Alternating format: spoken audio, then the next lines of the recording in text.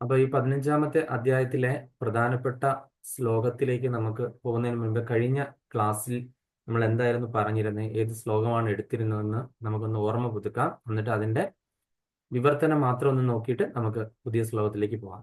ഹരേകൃഷ്ണ, എവിടം വരെ എടുത്തെന്ന് ഓർമ്മയുണ്ടോ? ആറാമത്തെ ശ്ലോകമായിരുന്നു പ്രഭു എടുത്തത്. എനിക്ക് തോന്നുന്നു 15-ാമത്തെ അധ്യായം. കഴിഞ്ഞ ക്ലാസ്സിൽ എടുത്തോളൂ എന്ന് തോന്നുന്നു അല്ലേ, 6-ാമത്തെ ശ്ലോകം മാത്രം. കാര്യം അതെ നന്നായിട്ട് സമയം എടുത്തു എന്ന് തോന്നുന്നു അല്ലേ. നമ്മൾ ശിവരാത്രിയുടെ അതെ മഹാത്മ്യം അതെ പറഞ്ഞ് അങ്ങനെ പോയിരുന്നു എന്ന് തോന്നുന്നു അല്ലേ, അങ്ങനെയല്ലായിരുന്നു പ്രഭു? അതെ അതെ. അപ്പൊ അങ്ങനെ ആ ശ്ലോകം ഒന്ന് വായിച്ചിട്ട് പ്രഭു അതിന്റെ ആ വിവർത്തനം മാത്രം ഒന്ന് വായിക്കാം. എന്നിട്ട് നമുക്ക് നോക്കാം എന്തായിരുന്നു പറഞ്ഞിരുന്നത്. കൃഷ്ണ ശ്ലോകമാർ നാ തദ്ഭാസയതേ സൂര്യോ ന ശശാങ്കോ ന പാവകഃ യത് ഗത്വാ ന നിവർത്തന്തേ തദ്ധാമ പരമം മമ. പരമമായ എന്റെ ആവാസ സ്ഥാനത്ത് സൂര്യചന്ദ്രന്മാരോ അഗ്നിയോ വൈദ്യുതിയോ വെളിച്ചം വീശുന്നില്ല. അവിടെ ചെന്നെത്തിയവർ ഒരിക്കലും ഭൗതിക ലോകത്തിലേക്ക് തിരിച്ചു വരികയില്ല. അപ്പൊ നമ്മള് പ്രധാനപ്പെട്ട ഒരു ശാസ്ത്ര സത്യം, അതായത് സയന്റിസ്റ്റ് ഒന്നും തെളിയിക്കാത്ത ഒരു കാര്യം ഭഗവാൻ ഇവിടെ പറഞ്ഞിരിക്കുന്നു അല്ലേ. ആ കാര്യമാണ് നമ്മൾ കണ്ടത്. ഇത് വളരെ ആധികാരികമായിട്ടുള്ള റെഫറൻസ് ആണ്. നമ്മൾ ഭഗവാന്റെ ധാമത്തെ പറ്റിയുള്ള നമുക്ക് കിട്ടിയ ഒരു അറിവ് അല്ലെ. ഈ ഒരു ജ്ഞാനം എന്ന് പറഞ്ഞ ആധികാരികമായിട്ടുള്ള ഒരു അറിവാണ്. കാര്യം ഭഗവാൻ പറയുന്നു പരമമായ, അല്ലെങ്കിൽ ഏറ്റവും സുപ്രീമായ എന്റെ ആവാസ സ്ഥലത്ത്. അപ്പൊ ഞാൻ ഒരു സ്ഥലത്ത് വസിക്കുന്നുണ്ട്. അപ്പൊ എനിക്കൊരു രൂപമുണ്ട്. ഇപ്പൊ രൂപമില്ല എന്ന് പറയുന്ന ആൾക്കാരെയൊക്കെ, ഭഗവാന് രൂപമില്ല എന്ന് പറയുന്ന ആൾക്കാരെയും മറ്റു മതങ്ങളുടെ ഒക്കെ പ്രമാണങ്ങളെ വളരെ ശക്തിയുദ്ധം ഖണ്ഡിക്കുന്ന ഒരു ശ്ലോകമാണ് ഇത് കണ്ടല്ലേ. അപ്പം അതായത് ഒരു വാസസ്ഥലം ഭഗവാൻ ഉണ്ട് എങ്കിൽ ഭഗവാൻ അവിടെ വസിക്കണമല്ലോ അല്ലെ. അപ്പൊ വസിക്കണമെങ്കിൽ ഭഗവാൻ ഒരു രൂപമുള്ള വിഗ്രഹ രൂപത്തിൽ തന്നെയുള്ളൂ വസിക്കുള്ളൂ അല്ലെ. അപ്പൊ അങ്ങനെ അവിടെ സൂര്യചന്ദ്രന്മാരോ അഗ്നിയോ വൈദ്യുതിയോ വെളിച്ചം വീശുന്നില്ല. അപ്പൊ സൂര്യചന്ദ്രന്മാരൊക്കെ എവിടെയാണെന്ന് നമുക്ക് മനസ്സിലാകാം. ഒരുപാട് താഴെയാണ് അല്ലെ. ആധ്യാത്മിക ലോകത്തിന് ഒരുപാട് താഴെയാണ്. നമ്മുടെ ഭൗതിക ലോകത്തിൽ മാത്രമേ സൂര്യചന്ദ്രന്മാര് ഉള്ളൂ, ആധ്യാത്മിക ലോകത്തല്ല എന്നുള്ള ഒരു കാര്യം നമുക്ക് മനസ്സിലായി. പിന്നെ അവിടെ ചെന്നെത്തുന്നവർ, അതായത് അവിടെ ആൾക്കാർക്ക് ചെല്ലാം എന്നുള്ളത് കാര്യം നമുക്കിവിടെ മനസ്സിലാകുന്നുണ്ട് അല്ലെ.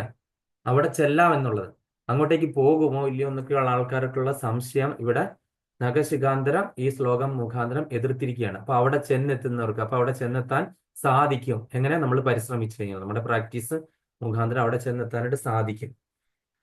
ഒരിക്കലും ഭൗതിക ലോകത്തിലേക്ക് തിരിച്ചു വരുന്നില്ല. അവിടെ ചെന്നവര് ഒരിക്കലും ഭൗതിക ലോകത്തിലേക്ക് തിരിച്ചിങ്ങോട്ട് വരുന്നില്ല. കാര്യം പിന്നെ അവിടുത്തെ അന്തേവാസിയായി മാറുകയാണ്. വൈകുണ്ഠ ലോകത്തിൽ ചെന്നെത്തുന്നവർ വൈകുണ്ഠ ലോകവാസികളായി മാറുവാണ്.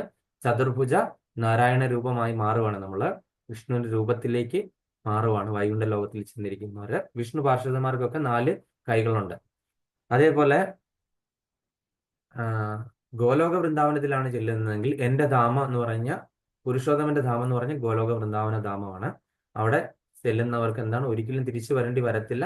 പിന്നെ എന്താണ്, അവിടെ ഭഗവാനുമായിട്ട് ഈ പറയുന്ന മാധുരി രസോ സാഖ്യരസോ അല്ലെങ്കിൽ പ്രേമരസത്തിലോ ഒക്കെ തന്നെ ആ ഭഗവാനുമായിട്ട് എന്താണ് അസോസിയേറ്റ് ചെയ്ത് ആനന്ദം അനുഭവിക്കുകയാണ്, പരമമായ ആനന്ദം അനുഭവിച്ചുകൊണ്ടിരിക്കുകയാണ് അവിടെ ചെല്ലുന്ന ഡിവോട്ടീസ്.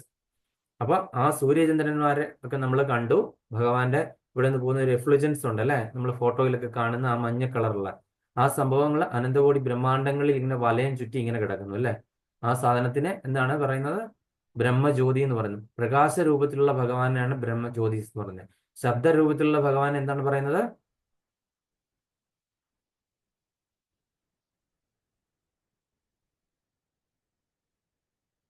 ഹരേകൃഷ്ണ സുബ്രഹ്മണ്യം പ്രഭു.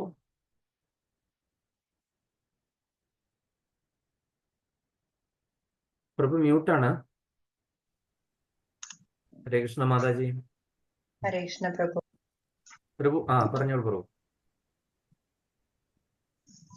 പ്രഭു എന്താ ചോദിച്ചു പറഞ്ഞു? പ്രകാശ രൂപത്തിലുള്ള ഭഗവാനെ നമുക്ക് ബ്രഹ്മജ്യോതി. ബ്രഹ്മജ്യോതി എന്ന് പറയാം. അങ്ങനെയാണ് ശബ്ദ രൂപത്തിലുള്ള ഭഗവാനെ നമുക്ക് എന്ത് പറയാം? ഓർക്കുന്നില്ല ബ്രോ. ഞാൻ പ്രണവമാണെന്ന് പറയുന്നു അല്ലെ, ഓങ്കാരമാണെന്ന് അതെ പറയുന്നു. അതെ പ്രണവ ശബ്ദര്. ഓക്കെ അതുപോലെ തന്നെ ഓങ്കാരം. അതുപോലെ തന്നെ കലിയുഗത്തിൽ നമ്മൾ എന്താണ്, ഭഗവാൻ ഏത് രീതിയിൽ അവതരിച്ചിരിക്കുന്നു? ഹരിനാമമായിട്ട് അവതരിച്ചിരിക്കുന്നു. ഹരേ കൃഷ്ണ കൃഷ്ണ കൃഷ്ണ ഹരേ ഹരേ ഹരേ രാമ രാമ രാമ ഹരേ ഹരേ. അപ്പൊ ഈ നാമരൂപത്തിൽ ഭഗവാൻ അവതരിച്ചിരിക്കുന്നു. അതുപോലെ തന്നെ എന്താണ് പിന്നെ ഭഗവാൻ എന്താണ് ഒരു പുസ്തക രൂപത്തിൽ അവതരിച്ചിരിക്കുന്നു. ബബിത മാതാജി, ഏതാണ് ഭഗവാൻ പുസ്തക രൂപത്തിൽ അവതരിച്ചിരിക്കുന്നത്? ഗ്രന്ഥരൂപത്തിൽ. എന്റെ ഗ്രന്ഥരൂപത്തിലുള്ള അവതാരം ഏതാണെന്ന് ഭഗവാൻ പറയുന്നുണ്ട് പല സ്ഥലങ്ങളിലും. ഭാഗവതാണ് പ്രഭു. ഞാൻ ശ്രീമദ് ഭാഗവതമായിട്ട് ഞാൻ അവതരിച്ചിരിക്കുന്നു. ഞാൻ തന്നെയാണ് ശ്രീമദ് ഭാഗവതം. ഞാനും എന്നെ പറ്റിയുള്ള ആ ഒരു ശാസ്ത്രവും അല്ലെങ്കിൽ എന്നെ പറ്റി പറഞ്ഞിരിക്കുന്നത് ഞാൻ തന്നെയാണ് ഭാഗവതം, അല്ലെ? ഭഗവാന്റെ 12 അംഗങ്ങളാണ് 12 കാണ്ഡങ്ങൾ ഭാഗവതത്തിൽ. അപ്പൊ ഞാനും ഭാഗവതമായിട്ട് തന്നെ ഒരു വ്യത്യാസവും ഇല്ല. ഞാൻ തന്നെയാണ്, സാക്ഷാൽ ഞാൻ തന്നെയാണ് ഭാഗവതം. ഒരു വ്യത്യാസവും ഇല്ല. അതുപോലെ തന്നെ എന്റെ വാണിയും ഞാൻ പറഞ്ഞതും ആയിട്ട് ഒരു വ്യത്യാസവും ഇല്ല. അപ്പൊ ഭഗവാന്റെ വാണി ഏതാണ്?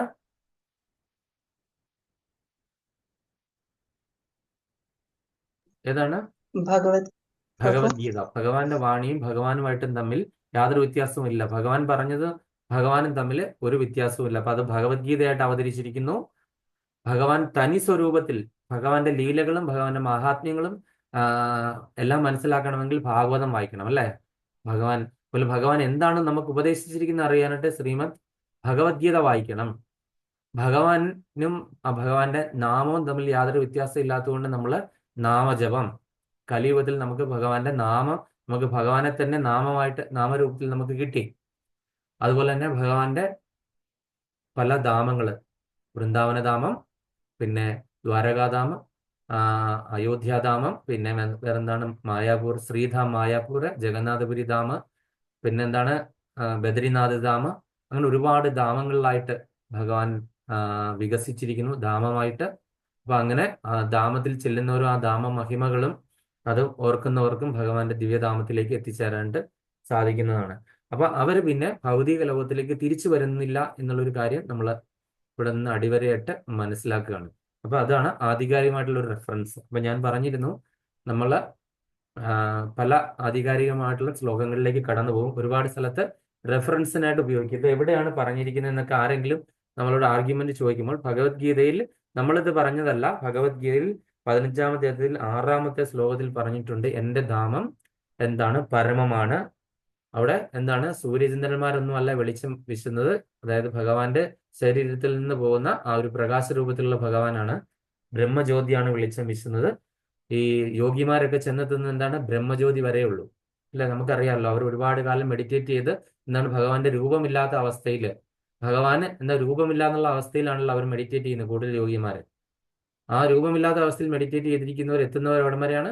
ബ്രഹ്മജ്യോതിസ് വരെ. അപ്പൊ ബ്രഹ്മജ്യോതിസിൽ എത്തിക്കഴിഞ്ഞാൽ എന്താണ്? ലയനം മാത്രമേ ഉള്ളൂ, ആസ്വാദനം ഇല്ല എന്ന് നമ്മൾ കണ്ടു, അല്ലെ? ആ ലയനം കഴിഞ്ഞിട്ട് എപ്പോ ആസ്വാദനം എന്നുള്ള അത് ഈ ജീവാത്മാവിന് ഉണ്ടാകുമ്പോഴോ ആ സമയത്ത് ആസ്വദിക്കാൻ വേണ്ടി വീണ്ടും ഭൗതിക ലോകത്തിലോ അല്ലെങ്കിൽ വേറെങ്കിലും ബ്രഹ്മാണ്ടങ്ങളിലേക്കോ ഉപരിലോകങ്ങളിലേക്കോ എവിടെയെങ്കിലും ജനിക്കേണ്ടി വരും. പിന്നെ അടുത്തത് എന്താണ്? അവിടെ ചെന്നവര് ഈ പറയുന്ന പിന്നീട് ഭൗതിക ലോകത്തിലേക്ക്, ഗോലോക വൃന്ദാവനത്തിൽ ചെന്നവർ പിന്നീട് ഭൗതിക ലോകത്തിലേക്ക് തിരിച്ച് വരുന്നില്ല എന്നുള്ള കാര്യവും നമ്മൾ മനസ്സിലാക്കി. അപ്പൊ അതായിരുന്നു കഴിഞ്ഞ ക്ലാസ്സിൽ നമ്മൾ മനസ്സിലാക്കിയത്. ഇനി ഈ ആഴ്ചയിലത്തെ ശ്ലോകം 7-ാമത്തെ ശ്ലോകമാണ്. അപ്പൊ എല്ലാവരും പറ്റുന്നവരൊക്കെ തന്നെ ഇപ്പൊ ഒരുപാട് സമയമൊക്കെ ഉണ്ട്. നമുക്ക് പെരുന്നാളിൻ്റെ ഒക്കെ അവധി ആയതാണ്, ഒരുപാട് സമയമൊക്കെ ഉള്ളവര് ഈ ശ്ലോകങ്ങളൊക്കെ ഒന്ന് എടുത്ത് വായിച്ചു നോക്കണം. അതിന്റെ ഭാവാർത്ഥം ശ്രീല പ്രഭുപാദർ പറഞ്ഞിരിക്കുന്നത് 1-2 തവണ വായിച്ച് പ്രധാനപ്പെട്ട പോയിന്റ്സ് ഒക്കെ അടയാളപ്പെടുത്തി വെച്ച് കഴിഞ്ഞു കഴിഞ്ഞാൽ പിന്നീട് നമ്മൾ റിവിഷൻ എടുക്കുമ്പോൾ നമുക്ക് ആ ഓരോ പോയിന്റ്സ് മാത്രം പറഞ്ഞിട്ട് നമുക്ക് റിവിഷൻ കംപ്ലീറ്റ് ചെയ്യാവുന്നതാണ്. ഞാൻ പ്രേമവൃന്ദാവനത്തിലൊക്കെ എന്താ പറയുന്നത്, അതിന്റെ ക്യൂസ് ഇടാറുള്ളതാണ്, പ്രശ്നോത്തരി. പക്ഷെ എനിക്ക് സമയക്കുറവുകൊണ്ടാണ് നിങ്ങൾക്ക് അത് ഇടാത്തത്. ഇടുമായിരുന്നെങ്കിൽ അത് നല്ലൊരു റിവിഷനായി മാറിയേനെ. ഇപ്പൊ അവിടെ പ്രശ്നോത്തരിയിൽ കയറിയിട്ടുള്ള ആൾക്കാർക്ക് മനസ്സിലാകും അതൊരു വളരെ വലിയൊരു റിയലൈസേഷനാണ്, അനുഭവമാണ്. ഓക്കെ, അപ്പൊ അതുകൊണ്ട് സമയം ഉണ്ടെങ്കിൽ ഞാൻ നിങ്ങൾക്കും ഇടാം, പക്ഷെ അറിയില്ല എങ്ങനെയാണ്. അടുത്തത് 7-ാമത്തെ ശ്ലോകം വെരി വെരി വെരി ഇമ്പോർട്ടൻറ്റ് ശ്ലോകമാണ്. അപ്പൊ ഈ ഒരു ശ്ലോകം ഈ ഈവൻ സയന്റിസ്റ്റിന് പോലും റെഫർ ചെയ്യാൻ പറ്റുന്ന ഒരു ആധികാരികമായിട്ടുള്ള ശ്ലോകമാണ്. ഇത് ഗുരുപ്രഭു ഒരു 10,000 തവണ നമ്മളോട് ക്ലാസ്സിൽ എടുത്തപ്പോൾ പറഞ്ഞതും ഞാനും അതിലും കൂടുതൽ നിങ്ങളോടൊക്കെ ഷെയർ ചെയ്തിട്ടുള്ള ഒരു ശ്ലോകമാണ്. അത് എവിടെയാണ് എന്ന് ഇപ്പം നമുക്ക് മനസ്സിലാകും. 15-ാമത്തെ അധ്യായം, ഭഗവത്ഗീത യഥാരൂപം, അധ്യായം 15, പുരുഷോത്തമ യോഗം, ശ്ലോകം 7. ഈ ശ്ലോകമാണ് വളരെ വളരെ പ്രധാനപ്പെട്ട ഒരു ശാസ്ത്രിക് എവിഡൻസ് തരുന്ന ഒരു ശ്ലോകം. മമേവാംശോ ജീവലോകേ ജീവഭൂത സനാതന മനഃഷ്ടാനീന്ദ്രിയാണി പ്രകൃതിസ്ഥാനി കർഷതി. മമേവാംശോ ജീവലോകേ ജീവഭൂത സനാതന മനഃഷ്ടാനീന്ദ്രിയാണി പ്രകൃതിസ്ഥാനി കർഷതി. മമേവാംശോ ജീവലോകേ ജീവഭൂത സനാതന മനഃഷ്ടാനീന്ദ്രിയാണി പ്രകൃതിസ്ഥാനി കർഷതി. ഹരേ കൃഷ്ണ മാതാജി. ഹരേ കൃഷ്ണ പ്രഭു. മമേവാംശോ ജീവലോകേ ജീവഭൂത സനാതന മനഃഷ്ടാനീന്ദ്രിയാണി പ്രകൃതിസ്ഥാനി കർഷതി. ഹരേ കൃഷ്ണ പ്രഭു. ഹരേ കൃഷ്ണ സുബ്രഹ്മണ്യം പ്രഭു. കൃഷ്ണ മമൈവാംശോ ജീവലോകേ ജീവഭൂത സനാതനഃ മനഃഷ്ടാനീന്ദ്രിയാണി പ്രകൃതിസ്ഥാനി കർഷതി. ഹരേ കൃഷ്ണ അഖിൽ. മമൈവാംശോ ജീവലോകേ ജീവഭൂതം സനാതനം മനഃഷ്ടാനീന്ദ്രിയാണി പ്രകൃതിസ്ഥാനി കർഷതി. ഹരേ കൃഷ്ണ. കൃഷ്ണ. ഇനി ശ്രീല പ്രഭാതരുടെ പദാനുപദ തർജ്ജമ. ജയ് ശ്രീല പ്രഭാത്. മമ ഏവ എന്റെ തന്നെ സനാതന സനാതനമായ അംശമായ ജീവഭൂത ബദ്ധജീവാത്മാക്കൾ ജീവലോകെ ബദ്ധജീവലോകത്തിൽ പ്രകൃതിസ്ഥാനി പ്രകൃതിസ്ഥങ്ങളായ ഷഷ്ടാനി മനസ്സാകുന്ന ആറാമത്തേതോടു കൂടിയ ഇന്ദ്രിയങ്ങളെ കർഷതി ആകർഷിച്ച് കഷ്ടപ്പെടുത്തുന്നു. അപ്പം ശ്രീലപ്രഭാതരുടെ വിവർത്തനം എന്താണെന്ന് നോക്കാം. എന്റെ ശാശ്വതാംശങ്ങളാണ് ഈ ലോകത്തിലുള്ള ബദ്ധരായ സകല ജീവസത്തുക്കളും. ബദ്ധമായ ജീവിതം നയിക്കിയാൽ മനസ്സുൾപ്പെടെയുള്ള 6 ഇന്ദ്രിയങ്ങൾ ഉപയോഗിച്ച് അവർ കഠിനാധ്വാനം ചെയ്യുകയാണ്. അല്ലേ? നമ്മൾ ഭഗവാനുമായിട്ട് ബന്ധം എന്താണെന്ന് ചോദിക്കുമ്പോൾ നമുക്ക് ആധികാരികമായിട്ട് പറയാൻ പറ്റുന്ന ഒരു ശ്ലോകമാണ്. നമ്മളും എന്താണ്, അല്ലെങ്കിൽ ജീവാത്മാവും പരമാത്മാവും തമ്മിലുള്ള ബന്ധം എന്താണ്? അതായത് ചില മായാവാദികളടക്കമുള്ളവർ പറയുന്നുണ്ട് ജീവാത്മാവും പരമാത്മാവും ഒന്നാണെന്നൊക്കെ പറയുന്നുണ്ട്, അല്ലെ, അദ്വൈതികളൊക്കെ. അപ്പൊ അതിനെയൊക്കെ ഖണ്ഡിക്കാനായിട്ട് പറ്റുന്ന ഒരു ശ്ലോകമാണിത്. അതുകൊണ്ടാണ് ഇത് സയന്റിഫിക് അല്ലെങ്കിൽ ശാസ്ത്രിക് ആധികാരികമായിട്ട് റെഫറൻസ് ചെയ്യാൻ പറ്റുന്ന ശ്ലോകമാണെന്ന് പറയുന്നത്, അല്ലെ. എന്റെ ശാശ്വത അംശങ്ങളാണ് ഈ ജീവലോകത്തുള്ള എല്ലാ ബദ്ധരായ ജീവസത്തുക്കളും. എല്ലാ ബദ്ധരായ, അതായത് മനുഷ്യരെന്ന് മാത്രമായിട്ട് പറയുന്നില്ല, ദേവന്മാരടക്കം, നമ്മള് ഗന്ധർവന്മാരെ, യക്ഷന്മാരെ, കിംപുരുഷന്മാരെ, അവര്, അതുപോലെ തന്നെ ഈ അമീബ മുതലുള്ള ബാക്ടീരിയ മുതലുള്ള എല്ലാ മൃഗങ്ങളെ, മനുഷ്യരെ, പക്ഷിവർഗങ്ങളെ, അങ്ങനെ എല്ലാ ജീവസത്തുക്കളും എൻ്റെ ശാശ്വതരായ അംശങ്ങളാണ്. പിന്നെ ബദ്ധരായ എന്ന് പറയുന്നു. എന്തുകൊണ്ടാണ് നമ്മൾ ബദ്ധരായത്? നമ്മൾ അതിനു വേണ്ടിയിട്ട് നമ്മൾ ഒരു അധ്യായം തന്നെ പഠിച്ചിരുന്നു. നമ്മൾ എങ്ങനെയാണ് ബദ്ധരായത്, എങ്ങനെയാണ് ബന്ധിക്കപ്പെട്ടിരിക്കുന്നത്. ഒറ്റ മിനിറ്റ്.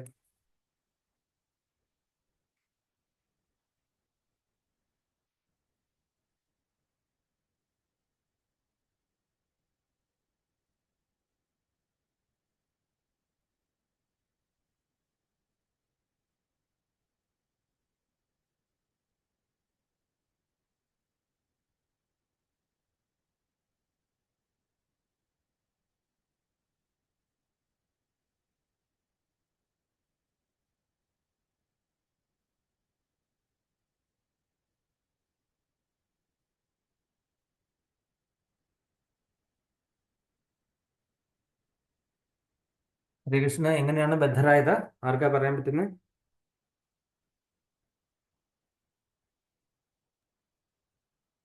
കഴിഞ്ഞ അദ്ദേഹത്തിൽ പറഞ്ഞ പോലെ സത്വരജ തമോ ഗുണങ്ങളിലല്ലേ പ്രഭു?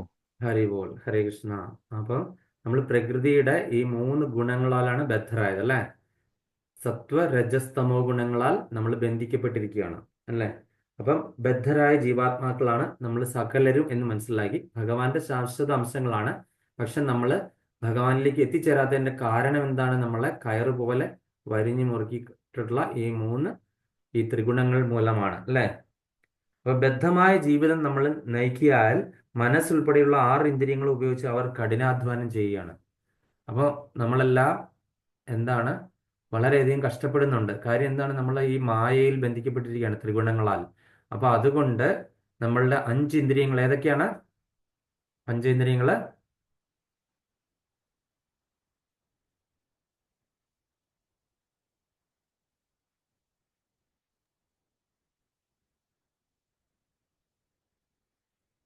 ഹരേ കൃഷ്ണ ബ്രോ. പറഞ്ഞു ബ്രോ. കൈ, കാല്, അല്ല ബ്രോ, അല്ല പഞ്ചേന്ദ്രിയങ്ങൾ. കർമ്മേന്ദ്രിയാണ്. ജ്ഞാനേന്ദ്രിയ അല്ലേ പറഞ്ഞു? കർമ്മേന്ദ്രിയം. പഞ്ചേന്ദ്രിയങ്ങള്. കണ്ണ്, ആ ചെവി, ആ മൂക്ക്, ഉം. നാക്ക്, ത്വക്ക്. ത്വക്ക്. ഇങ്ങനെ ഈ 5 ഇന്ദ്രിയങ്ങൾ ഉപയോഗിച്ചിട്ടാണ് നമ്മളുടെ ഈ ഇന്ദ്രിയങ്ങളാണല്ലോ നമ്മളുടെ എല്ലാ പ്രശ്നങ്ങൾക്കും കാരണം, അല്ല? ഇന്ദ്രിയ ആസ്വാദനത്തിന് വേണ്ടിയിട്ടാണ് നമ്മൾ ഈ കുഴിയിൽ ചെന്ന് ചാടുന്നത്, അല്ലേ? അപ്പൊ അതുപോലെ തന്നെ 6ാമത്തെ ഒരു ഇന്ദ്രിയം ഉണ്ട്, ഈ 5 ഇന്ദ്രിയങ്ങളെക്കാളും ഭയാനകമായിട്ടൊരു ഇന്ദ്രിയം. അതേതാണ്? മനസ്സ് ബ്രോ. മനസ്സ്. ഈ 5 ഇന്ദ്രിയങ്ങൾ കൊണ്ടാണ് നമ്മൾ ഈ 6ാമത്തെ ഇന്ദ്രിയത്തെ തൃപ്തിപ്പെടുത്തുന്നത്, അല്ലെ? മനസ്സിലേക്കുള്ള ആ ഒരു ഗേറ്റ് വേ ആണ് ഈ പറയുന്ന ബാക്കിയുള്ള 5 ഇന്ദ്രിയങ്ങൾ. അപ്പൊ 6ാമത്തെ ഇന്ദ്രിയത്തെ നമ്മൾ തൃപ്തിപ്പെടുത്താൻ വേണ്ടിയിട്ടാണ് നമ്മൾ ഈ ചെയ്യുന്ന കാര്യങ്ങളെല്ലാം ചെയ്യുന്നത്, അല്ലേ? കാര്യം നമ്മളുടെ ഈ അവസ്ഥകൾ നമ്മൾ പുറത്തു നിന്ന് നോക്കി കാണുവാണെങ്കിൽ നമ്മൾ നമ്മളെ തന്നെ ഒന്ന് പുറത്തു നിന്ന് ഇറങ്ങി ചിന്തിക്കുക. നമ്മുടെ ഇതിൽ നിന്ന് പുറത്തിറങ്ങി ചിന്തിക്കുക. നമ്മൾ ഈ ചെയ്യുന്ന കാര്യങ്ങളൊക്കെ തന്നെ വെറുതെ അല്ലേ? നമ്മൾ എന്താണ് നാവിനെ തൃപ്തിപ്പെടുത്താൻ വേണ്ടിയിട്ട് നമ്മൾ അനാവശ്യമായ ആൾക്കാരുടെ കുറ്റം പറയുന്നു, പരദൂഷണം പറയുന്നു, അതുപോലെ തന്നെ എന്താണ് കൈ കിട്ടുന്നതെല്ലാം വാങ്ങി വലിച്ചു വാരി കഴിക്കുന്നു. ഒരു ശവശരീരങ്ങളെയൊക്കെ നമ്മൾ എന്തെങ്കിലും മസാല ഇട്ട് ചൂടാക്കി നമ്മൾ അത് തിന്നുന്നു. അപ്പൊ നാവിനെ തൃപ്തിപ്പെടുത്താണ്ട് ചെയ്ത് കഴിയുമ്പോൾ അത് എവിടെയെല്ലാം പ്രശ്നം വരും? നമ്മളുടെ എന്താണ് നമ്മളുടെ എല്ലാ ശാരീരിക അവയവങ്ങളിലും, അതുപോലെ തന്നെ നമ്മളുടെ അത് ബ്ലഡിൽ കലർന്നു കഴിഞ്ഞാൽ പിന്നെ നമ്മൾ ചെയ്യുന്ന പ്രവൃത്തികൾ എന്താണ്? തമോ ഗുണമായിട്ടുള്ള നമ്മുടെ ചിന്തകളെ വരെ ബാധിക്കും നമ്മൾ ഈ കഴിക്കുന്നത്, അല്ലേ? അപ്പൊ നാവിനെ തൃപ്തിപ്പെടുത്തുന്ന നാവാണ് ഏറ്റവും അപകടകാരി, അല്ലേ? ഒരാളെ പറ്റി മോശമായിട്ട് പറയുന്നതും, ചില നാവും കൊണ്ട് അവനെ കൊല്ലടാ എന്ന് പറഞ്ഞു കഴിഞ്ഞാൽ കൊല്ലുന്ന ആളെക്കാളും കൂടുതൽ ഇത് ചെയ്യുന്നത് ആ പറയുന്ന ആൾക്കാർക്കും കൂടുതൽ കർമ്മഫലം കിട്ടുന്നത്, അല്ലേ? അപ്പൊ നാവ് ഭയങ്കര മോശമാണ്, അല്ലേ? ഭയങ്കര പ്രശ്നമുള്ള ഇന്ദ്രിയമാണ്. പിന്നെ ഈ എന്താണ് വേറെ അടുത്ത ഇന്ദ്രിയം? നമ്മുടെ ചെവികൾ, അല്ലേ? ചെവി. നമ്മൾ ആവശ്യമില്ലാത്ത കാര്യങ്ങൾ കേൾക്കുന്നു, അതിനു വേണ്ടിയിട്ട് ഇൻട്രസ്റ്റ് കൊടുക്കുന്നു. അങ്ങനെ നമ്മുടെ ചെവി നമ്മളെ പല പരദൂഷണങ്ങൾ കേൾക്കാനായിട്ട് ഇൻട്രസ്റ്റ്, അതുപോലെ തന്നെ നമ്മളുടെ എന്താ പറയുന്നത്, അതുപോലെ മ്യൂസിക്, അങ്ങനെയൊക്കെയുള്ള ആവശ്യമില്ലാത്ത തരത്തിലുള്ള ഒരുപാട് കാര്യങ്ങളിലേക്ക് നമുക്ക് ഇൻട്രസ്റ്റ് തിരിച്ചു വിടുന്നു. അങ്ങനെ അത് കിട്ടിയില്ല എങ്കിൽ നമുക്ക് ഭയങ്കര വിഷമമാകും, മനസ്സിന് സങ്കടം വരും. പിന്നെ അടുത്തത് എന്താണ്?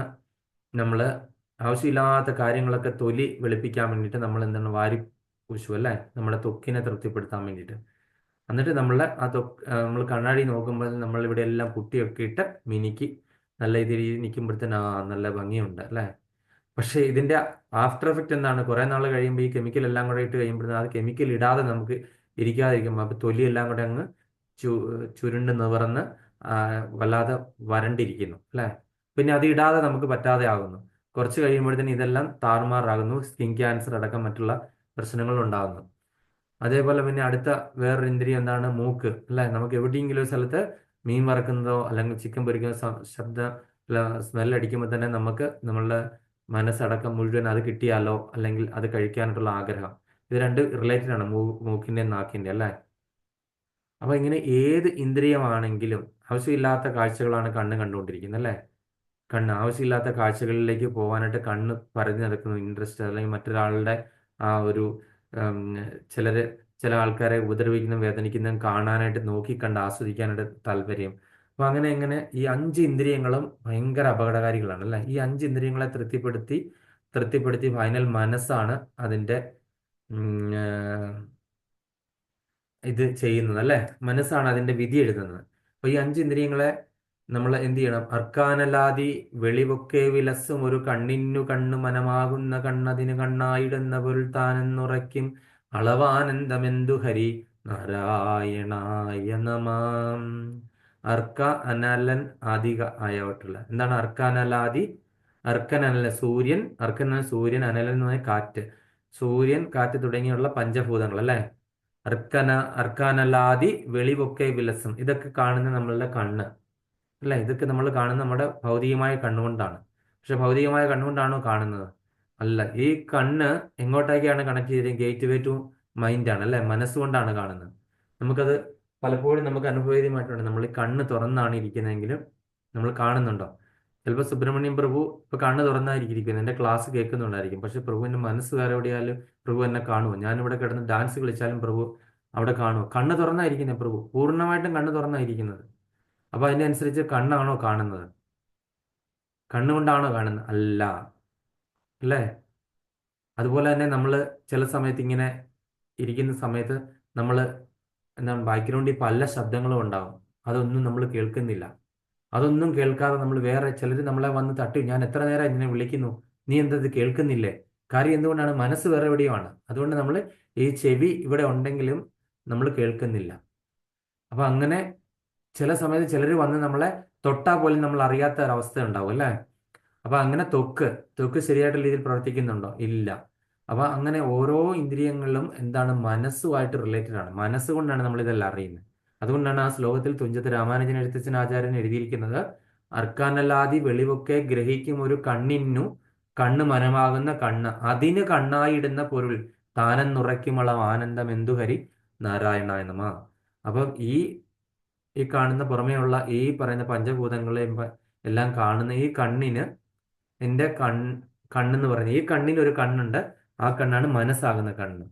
ഈ മനസ്സാകുന്ന കണ്ണിന് എൻ്റെ കണ്ണ് ആരാണെന്ന് അറിയുമ്പോൾ ഉണ്ടാകുന്ന ആനന്ദം എന്താണെന്ന് പറഞ്ഞറിയിക്കണം.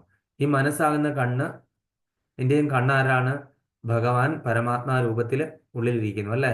പിന്നെ ഭഗവാന്റെ അംശമായ ആത്മാവ് ഇരിക്കുന്നു. ഇവർ രണ്ടും ഉള്ളത് കൊണ്ടാണ് ഈ മനസ്സെന്ന് പറയുന്നത് ഇന്ദ്രിയങ്ങളിൽ കൂടെ കാണുന്നത്. അപ്പൊ ഇതിന്റെ ഉറവിടം ഏതാണെന്ന് അറിയുമ്പോൾ ഉണ്ടാകുന്ന ആനന്ദം നമുക്ക് പറഞ്ഞറിയിക്കാൻ പറ്റുമെന്നാണ് ആചാര്യൻ ഇവിടെ സൂചിപ്പിക്കുന്നത്. കണ്ണിനു കണ്ണു മനമാകുന്ന കണ്ണതിന് കണ്ണായിടുന്ന പൊരുൾ താനെന്നുറയ്ക്കും അളവ് ആനന്ദം എന്തു ഹരി നാരായണ നമഃ.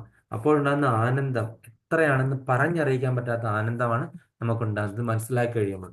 ഇതിനാണ് നമ്മൾ ഉള്ളിലേക്ക് നോക്കുക, നമ്മൾ യോഗം ചേർന്നു, യോഗിയായി എന്നൊക്കെ പറയുന്നത്. ഈ ആനന്ദം അനുഭവിക്കുന്ന സ്റ്റേജിലാണ് അല്ലേ.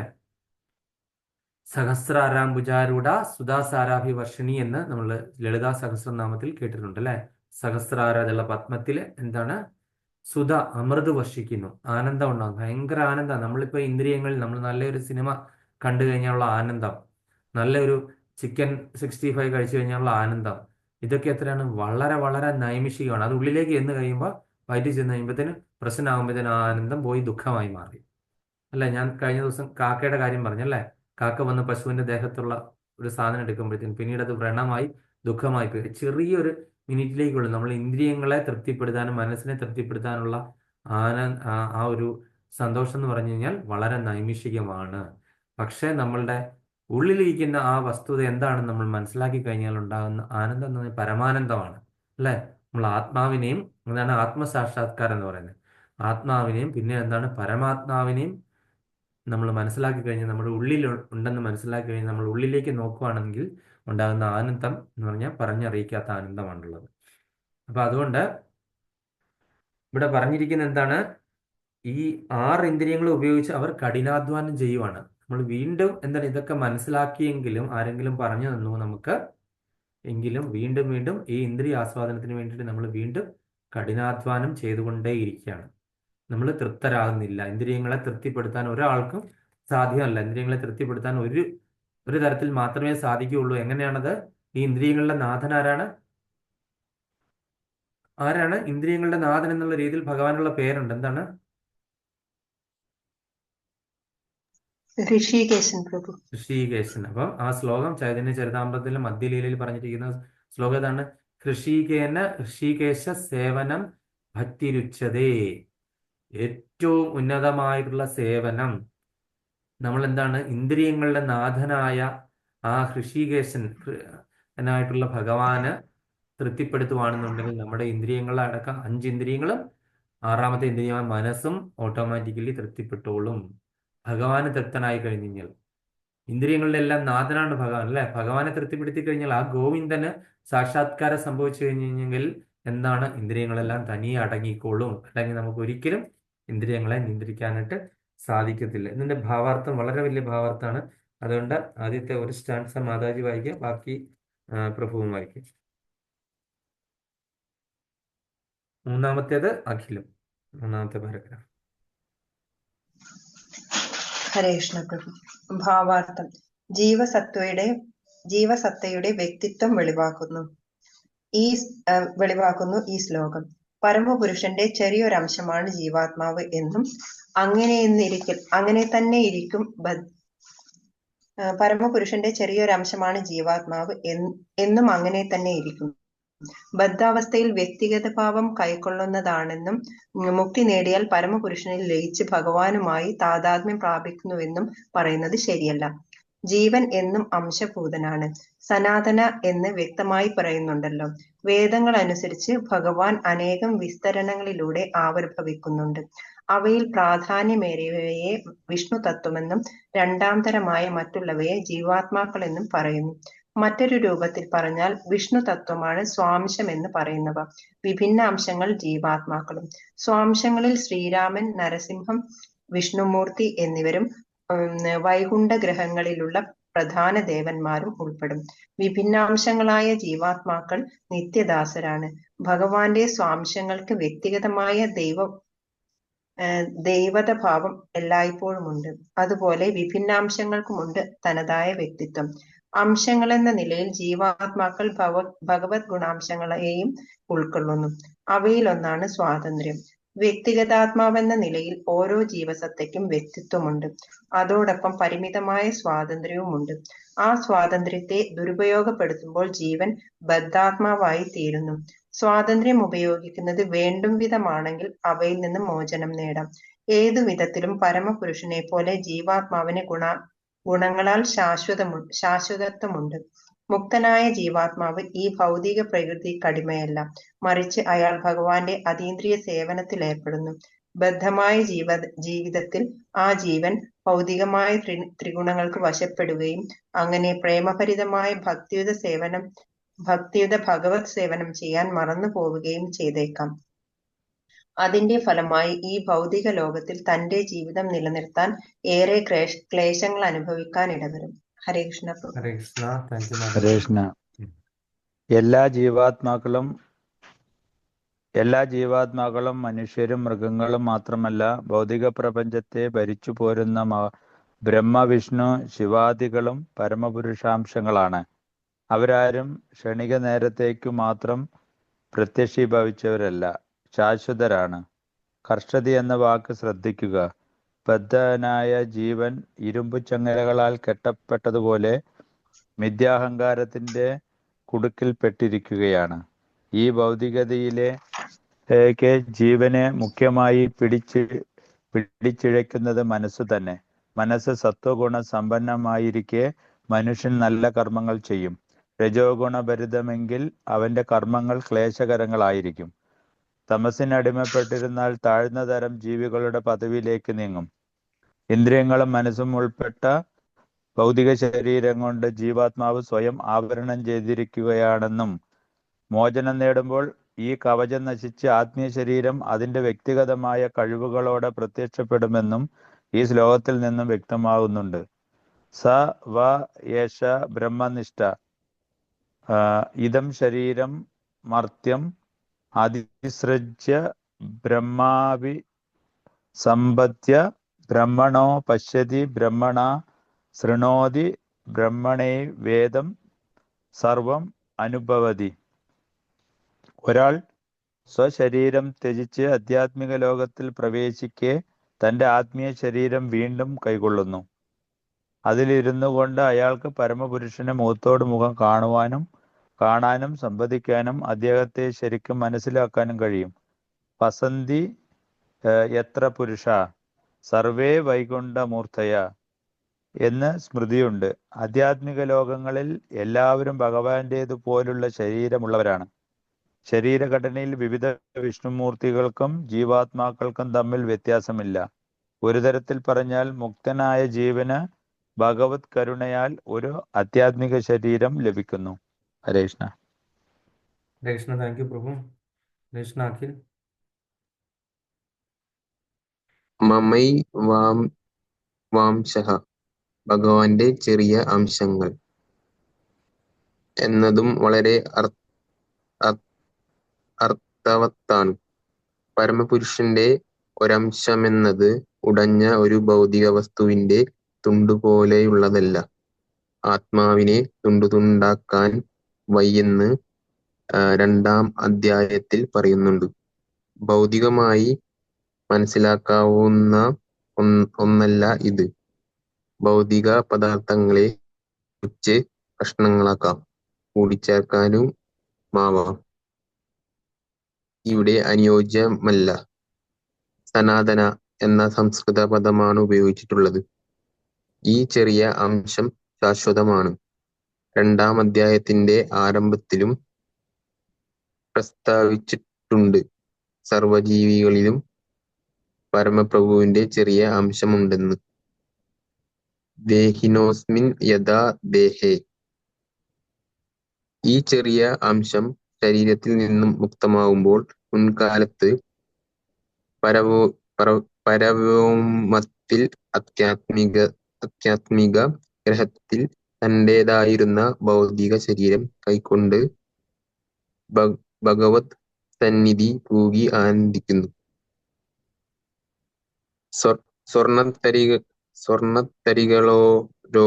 സ്വർണത്തരികളോരോന്നും സ്വർണം തന്നെ എന്നതുപോലെ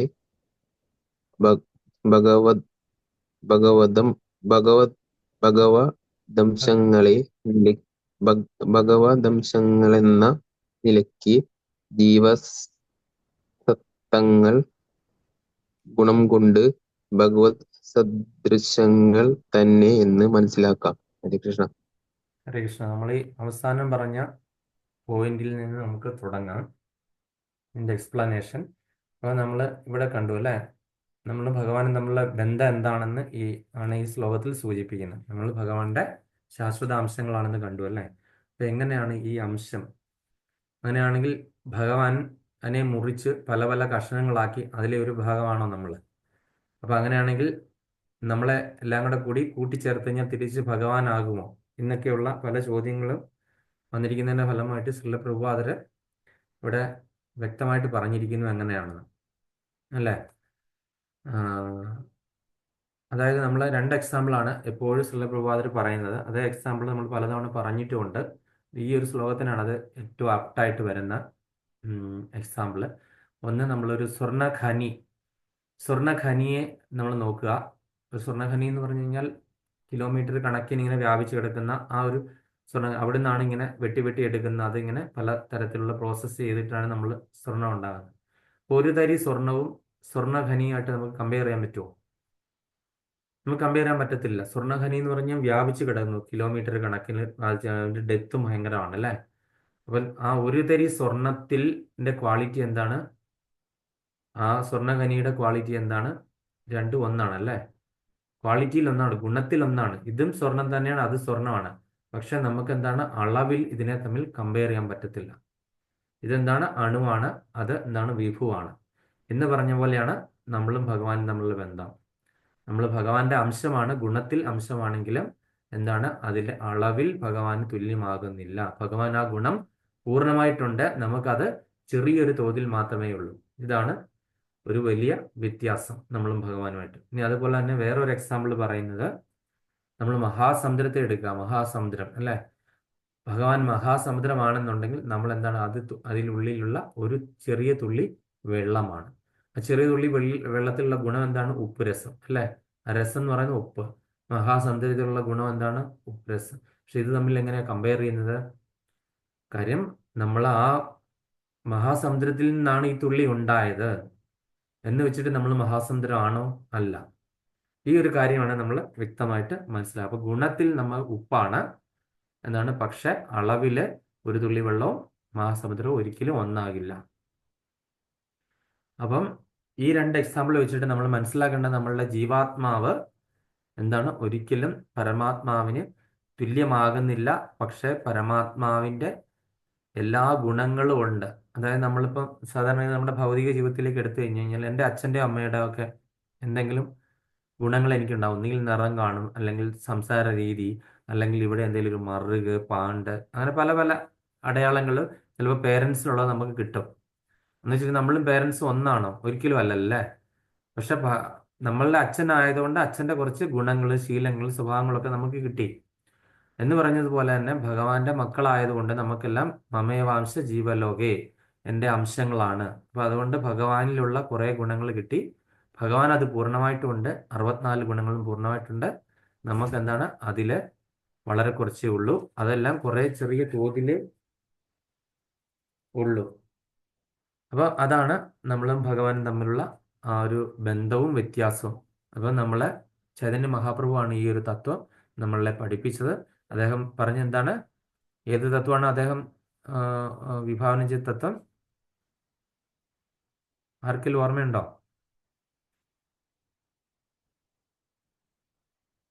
നീ എംബോസിഷൻ അല്ലേ? മാതാജിക്ക് ഓർമ്മയില്ല. മാതാജി എല്ലായ്പ്പോഴും നോട്ട് എഴുതുന്നതാണ്.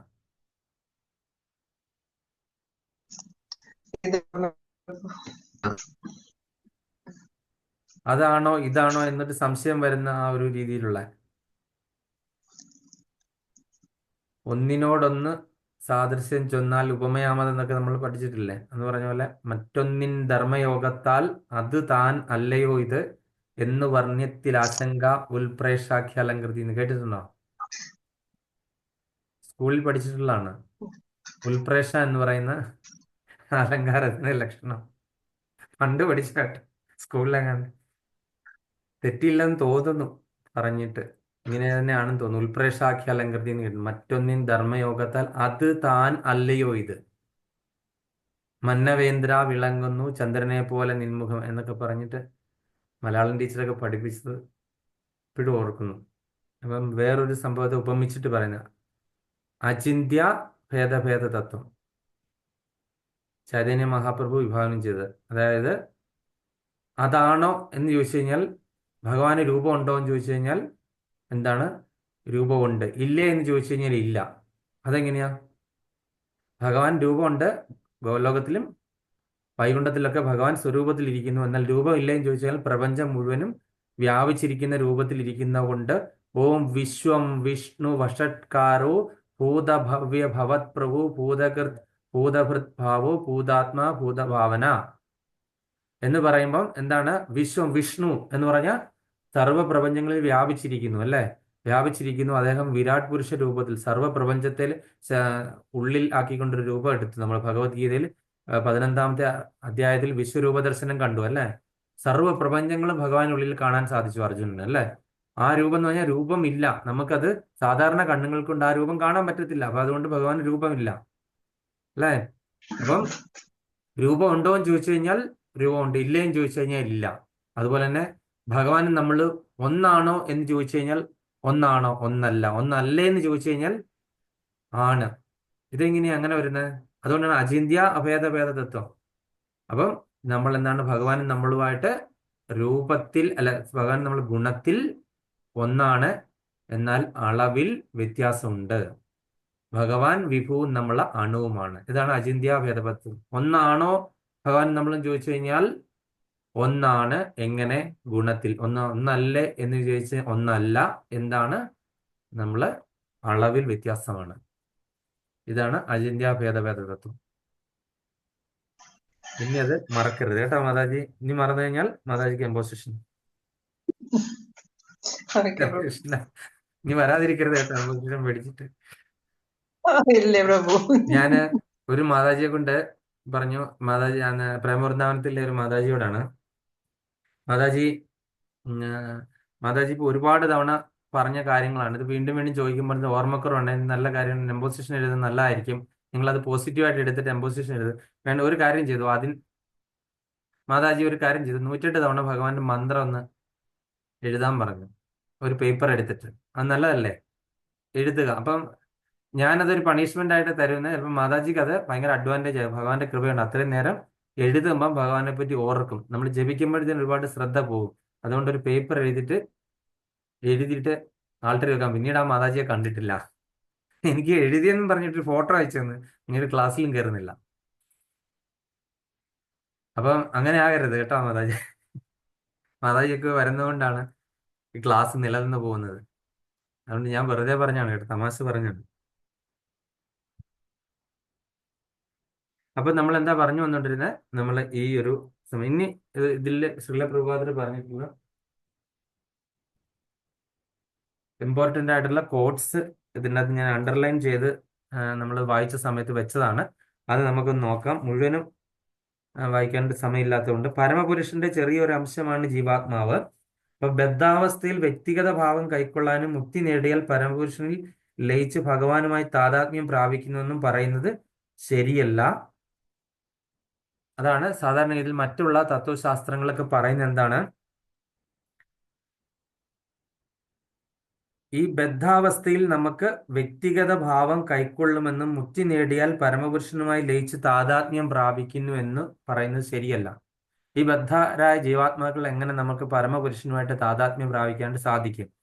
മറ്റുള്ള ശാസ്ത്രങ്ങൾ, അദ്വൈത സിദ്ധാന്തവും അതൊക്കെ പറയുന്നത് എന്താണ്? നമ്മൾ താതാത്മ്യം പ്രാപിക്കുന്നു അല്ലെ? പരമപുരുഷനുമായിട്ട് അങ്ങനെ താതാത്മ്യം പ്രാപിക്കാനായിട്ട് സാധ്യമല്ല എന്ന് നമുക്കറിയാം അല്ലെ?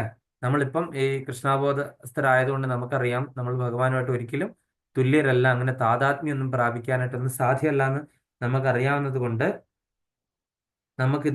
ഇത് ശരിയല്ല എന്ന് നമുക്ക് മനസ്സിലാക്കാൻ സാധിക്കും. ജീവൻ എന്നും അംശഭൂതനാണ്. അപ്പൊ ഈ ശ്ലോകം പറയുന്നത് എന്താണ്? പറയുന്ന അനുസരിച്ച് മമേ വാംശ ജീവലോകേ എന്ന് പറയുന്നത് കൊണ്ട് ജീവൻ എപ്പോഴും അംശമാണ്.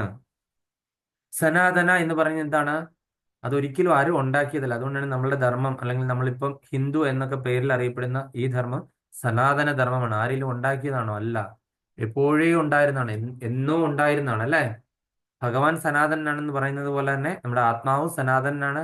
പരമാത്മാവ് സനാതനായതുകൊണ്ട് നമ്മൾ ഫോളോ ചെയ്യുന്ന ആ ഒരു ധർമ്മവും സനാതന ധർമ്മമാണ് അല്ല. അത് ആരെങ്കിലും ഉണ്ടാക്കിയതാണോ? അല്ല, എന്നും നിലനിൽക്കുന്നതാണ്. അതുകൊണ്ട് അതിന് സനാതനം എന്ന് പറയുന്നു. അപ്പം വേദങ്ങളൊക്കെ അനുസരിച്ചിട്ട് ഭഗവാൻ ഒരുപാട് വിസ്തരണങ്ങൾ ഉണ്ടാക്കിയാൽ ഈ ഭഗവാൻ ഈ പറയുന്നത് മുറിച്ച് ഓരോ ഭാഗം ആയതാണോ? അങ്ങനെ, അതായത് അതുകൊണ്ട് നമ്മൾ ദീപാർച്ചിരേവ ഈ ദശാന്തരം അഭ്യുദയ എന്ന് പറഞ്ഞിട്ടൊരു ശ്ലോകം നമ്മൾ ബ്രഹ്മസംഹിത പറയുന്നത്. സുബ്രഹ്മണ്യം പ്രഭു അത് എടുത്തിട്ട് ഒന്ന് വായിച്ചിട്ട് അതിന്റെ അർത്ഥം ഒന്ന് പറയാമോ? ദീപാർച്ചിരേവ ദശാന്തരം അഭ്യുദയ എന്ന് പറയുന്ന ഒരു ശ്ലോകം.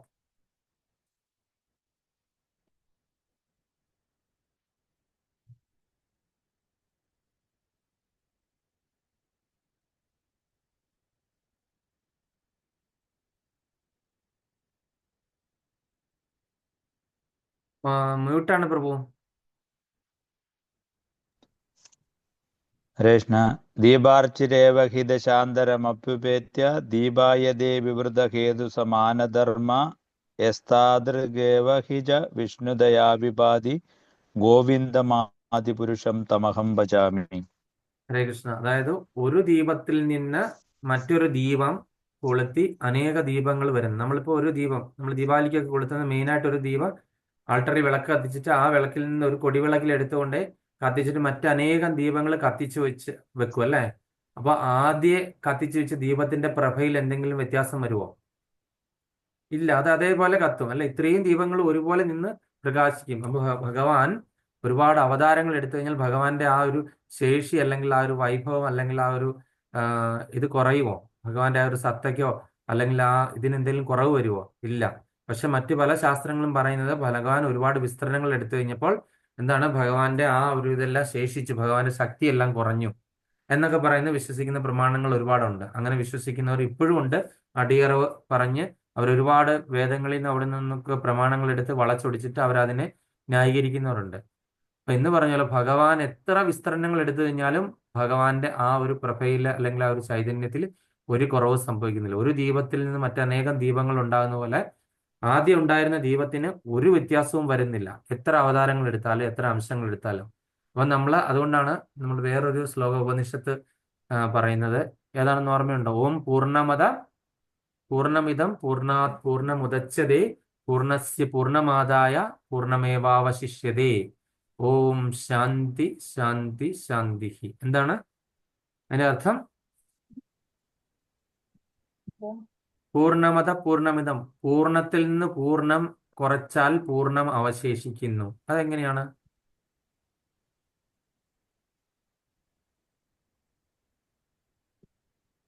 പൂർണ്ണത്തിൽ നിന്ന് പൂർണ്ണം കുറച്ചു കഴിഞ്ഞാൽ പൂർണ്ണം അവശേഷിക്കും. പ്രഭു അങ്ങനെയല്ലേ? കേട്ടില്ല സൗണ്ട് ഒന്നുകൂടെ ഉറക്കെ പറയാമോ? പൂർണ്ണമായി ഭഗവാൻ പൂർണ്ണത്തിൽ നിന്ന് നമ്മള് പൂർണ്ണം എടുത്താലും ആ പൂർണ്ണം തന്നെ അവശേഷിക്കും എന്നല്ലേ പ്രഭു? അതെ അതെ അത് ഇൻഫിനിറ്റി നമ്മൾ ഒരു ഇത് കണ്ടില്ല. ഇൻഫിനിറ്റിയിൽ നിന്ന് ഇൻഫിനിറ്റി കുറച്ചു കഴിഞ്ഞാൽ എന്താണ്? ഇൻഫിനിറ്റി തന്നെ അല്ലേ എന്ന് പറയുന്നത് പോലെ തന്നെ ഭഗവാൻ പൂർണ്ണനാണ്. ഭഗവാനിൽ നിന്ന് ഭഗവാനെ തന്നെ കുറച്ചു കഴിഞ്ഞു കഴിഞ്ഞാൽ അത് ഭഗവാൻ തന്നെയായിട്ട് നിലനിൽക്കും. അതിനൊരു വ്യത്യാസവും ഇല്ല അല്ലേ? സീറോ ആയി പോകുന്ന ഒരു കേസ് ഉണ്ടാകുന്നില്ല. നമ്മളിപ്പോ 5-ൽ നിന്ന് 5 കുറച്ച് കഴിഞ്ഞാൽ നമ്മൾ 0 ആന്ന് കിട്ടുന്നു അല്ലേ? പക്ഷെ ഇൻഫിനിറ്റിയിൽ നിന്ന് ഇൻഫിനിറ്റി കുറച്ച് കഴിഞ്ഞാൽ അത് ഇൻഫിനിറ്റി ആയിട്ട് തന്നെ അവശേഷിക്കുന്നു അല്ലേ? അതിനെ നമുക്ക് ഡിഫൈൻ ചെയ്യാൻ പറ്റത്തില്ല. അപ്പം ഭഗവാൻ പൂർണ്ണനാണ്. ആ പൂർണ്ണത്തിൽ നിന്ന് പൂർണ്ണം കുറച്ചു കഴിഞ്ഞാലും ആ പൂർണ്ണം പൂർണ്ണമായിട്ട് തന്നെ അവശേഷിക്കുന്നു. അപ്പോൾ മറ്റുള്ള ഈ തത്വശാസ്ത്രങ്ങളിൽ പറഞ്ഞിട്ടുള്ള മറ്റുള്ള ചില ആചാര്യന്മാരൊക്കെ ഉണ്ടാക്കിയിട്ടുള്ള ഇതിനൊന്നും യാതൊരു സാധൂകരണവും ഇല്ല. അപ്പൊ വിഷ്ണു തത്വം എന്നും രണ്ടാമത് തരമായ മറ്റുള്ള ജീവാത്മാക്കൾ എന്ന് പറയുന്നു. അപ്പൊ നമ്മുടെ പരമാത്മാവ് എന്താണ്? വിഷ്ണു തത്വമാണ് അല്ലെ? പരമാത്മാവ് ഏത് വിഷ്ണുവാണ് പരമാത്മാവായിട്ട് വന്നിരിക്കുന്നത്? പിന്നെ ചോദ്യം ചോദിക്കുന്ന ആരും ഉറങ്ങാതെ ഇരിക്കാനാണ് കേട്ടോ. ഇത് ഭയങ്കര ഫിലോസഫി ആയതുകൊണ്ടാണ്. നിങ്ങൾ പിന്നെ ഒന്ന് റിവിഷൻ ചെയ്യാനും കൂടെ കൂടിയാണ്. അതൊന്ന് ഓർക്കാൻ വേണ്ടി. ഏത് വിഷ്ണുവാണ് നമ്മളുടെ ഹൃദയത്തിൽ, എല്ലാവരുടെയും ഹൃദയത്തിൽ പരമാത്മാവായിട്ടിരിക്കുന്ന വിഷ്ണുവിന്റെ പേരെന്താണ്? കാരണദേശകായ വിഷ്ണു അല്ല, ക്ഷീരോദശകായ വിഷ്ണു. ക്ഷീരോദശകായ വിഷ്ണു. അതായത് പുരുഷാവതാരങ്ങളിൽപ്പെട്ട 3 അവതാരങ്ങളാണ് കർണോദശകായ വിഷ്ണു, ഗർഭോദശകായ വിഷ്ണു, ക്ഷീരോദശകായ വിഷ്ണു. അതിൽ ക്ഷീരോദശകായ വിഷ്ണുവാണ് നമ്മളുടെയൊക്കെ ശരീരത്തിൽ പരമാത്മാവായിട്ട് വന്നിരിക്കുന്നത്. അപ്പൊ ആ പരമാത്മാവ് എന്നാണ് ഈ വിഷ്ണു തത്വമാണ് പരമാത്മാവ്. അതിനെ എന്താണ്? സ്വാംശം എന്ന് പറയുന്നു. ഭഗവാന്റെ തന്നെ അംശമായതുകൊണ്ട് അതിനെ സാംശം എന്ന് പറയുന്നു. എന്നാൽ ജീവാത്മാക്കൾ എന്താണ്? വിഭിന്നാംശങ്ങളാണ്. ഈ ഒരു കാര്യം നമ്മൾ കൃത്യമായിട്ട് മനസ്സിലാക്കേണ്ട സംഭവമാണ്. പരമാത്മാവ് എന്തിനെ? സ്വാംശം എന്ന് പറയുന്നു, വിഷ്ണു തത്വമാണ്. എന്നാൽ ജീവാത്മാക്കള് വിഭിന്നാംശങ്ങളാണ്.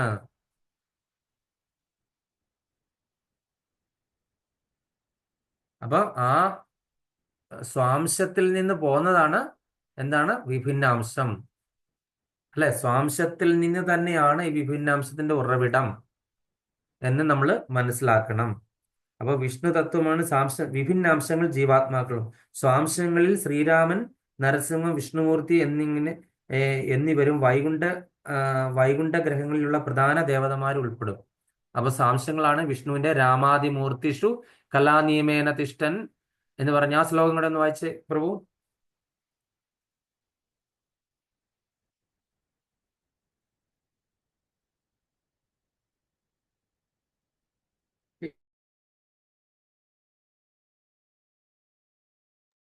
പ്രഭു മ്യൂട്ടാണ് പ്രഭു, കേൾക്കാൻ പറ്റുന്നില്ല. രാമാദിമൂർത്തിഷു കലാനിയമേന തിഷ്ഠൻ നാനാവതാരമകരോദ്ഭുവനേഷു കിന്തു കൃഷ്ണസ്വയം സമഭവത് പരമപുമാന്യോ ഗോവിന്ദമാദിപുരുഷം തമഹം ഭജാമി. പ്രഭു അതിന്റെ ഒന്ന് അർത്ഥം കൂടെ ഒന്ന് വായിച്ചോളൂ. അവിടെ പറഞ്ഞിരിക്കുന്നത്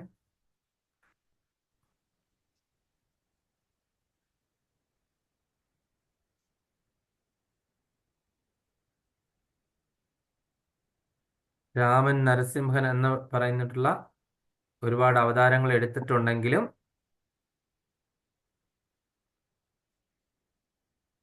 രാമനും നരസിംഹനുമായും മറ്റു പല അവതാരമൂർത്തികളിലും അംശാവതാരങ്ങളിലും കുടികൊള്ളുകയും ശ്രീകൃഷ്ണ ഭഗവാനായി സ്വയം ആവിർഭവിക്കുകയും ചെയ്ത ആദിപുരുഷനായ ഭഗവാനെ ഞാൻ ആരാധിക്കുന്നു. അറിയുമ്പോൾ. അപ്പൊ എത്ര അവതാരങ്ങളിലും ഒക്കെ എടുത്തു കഴിഞ്ഞാലും ആദിപുരുഷനായ ഗോവിന്ദൻ അവിടെ തന്നെ ഉണ്ടല്ലേ.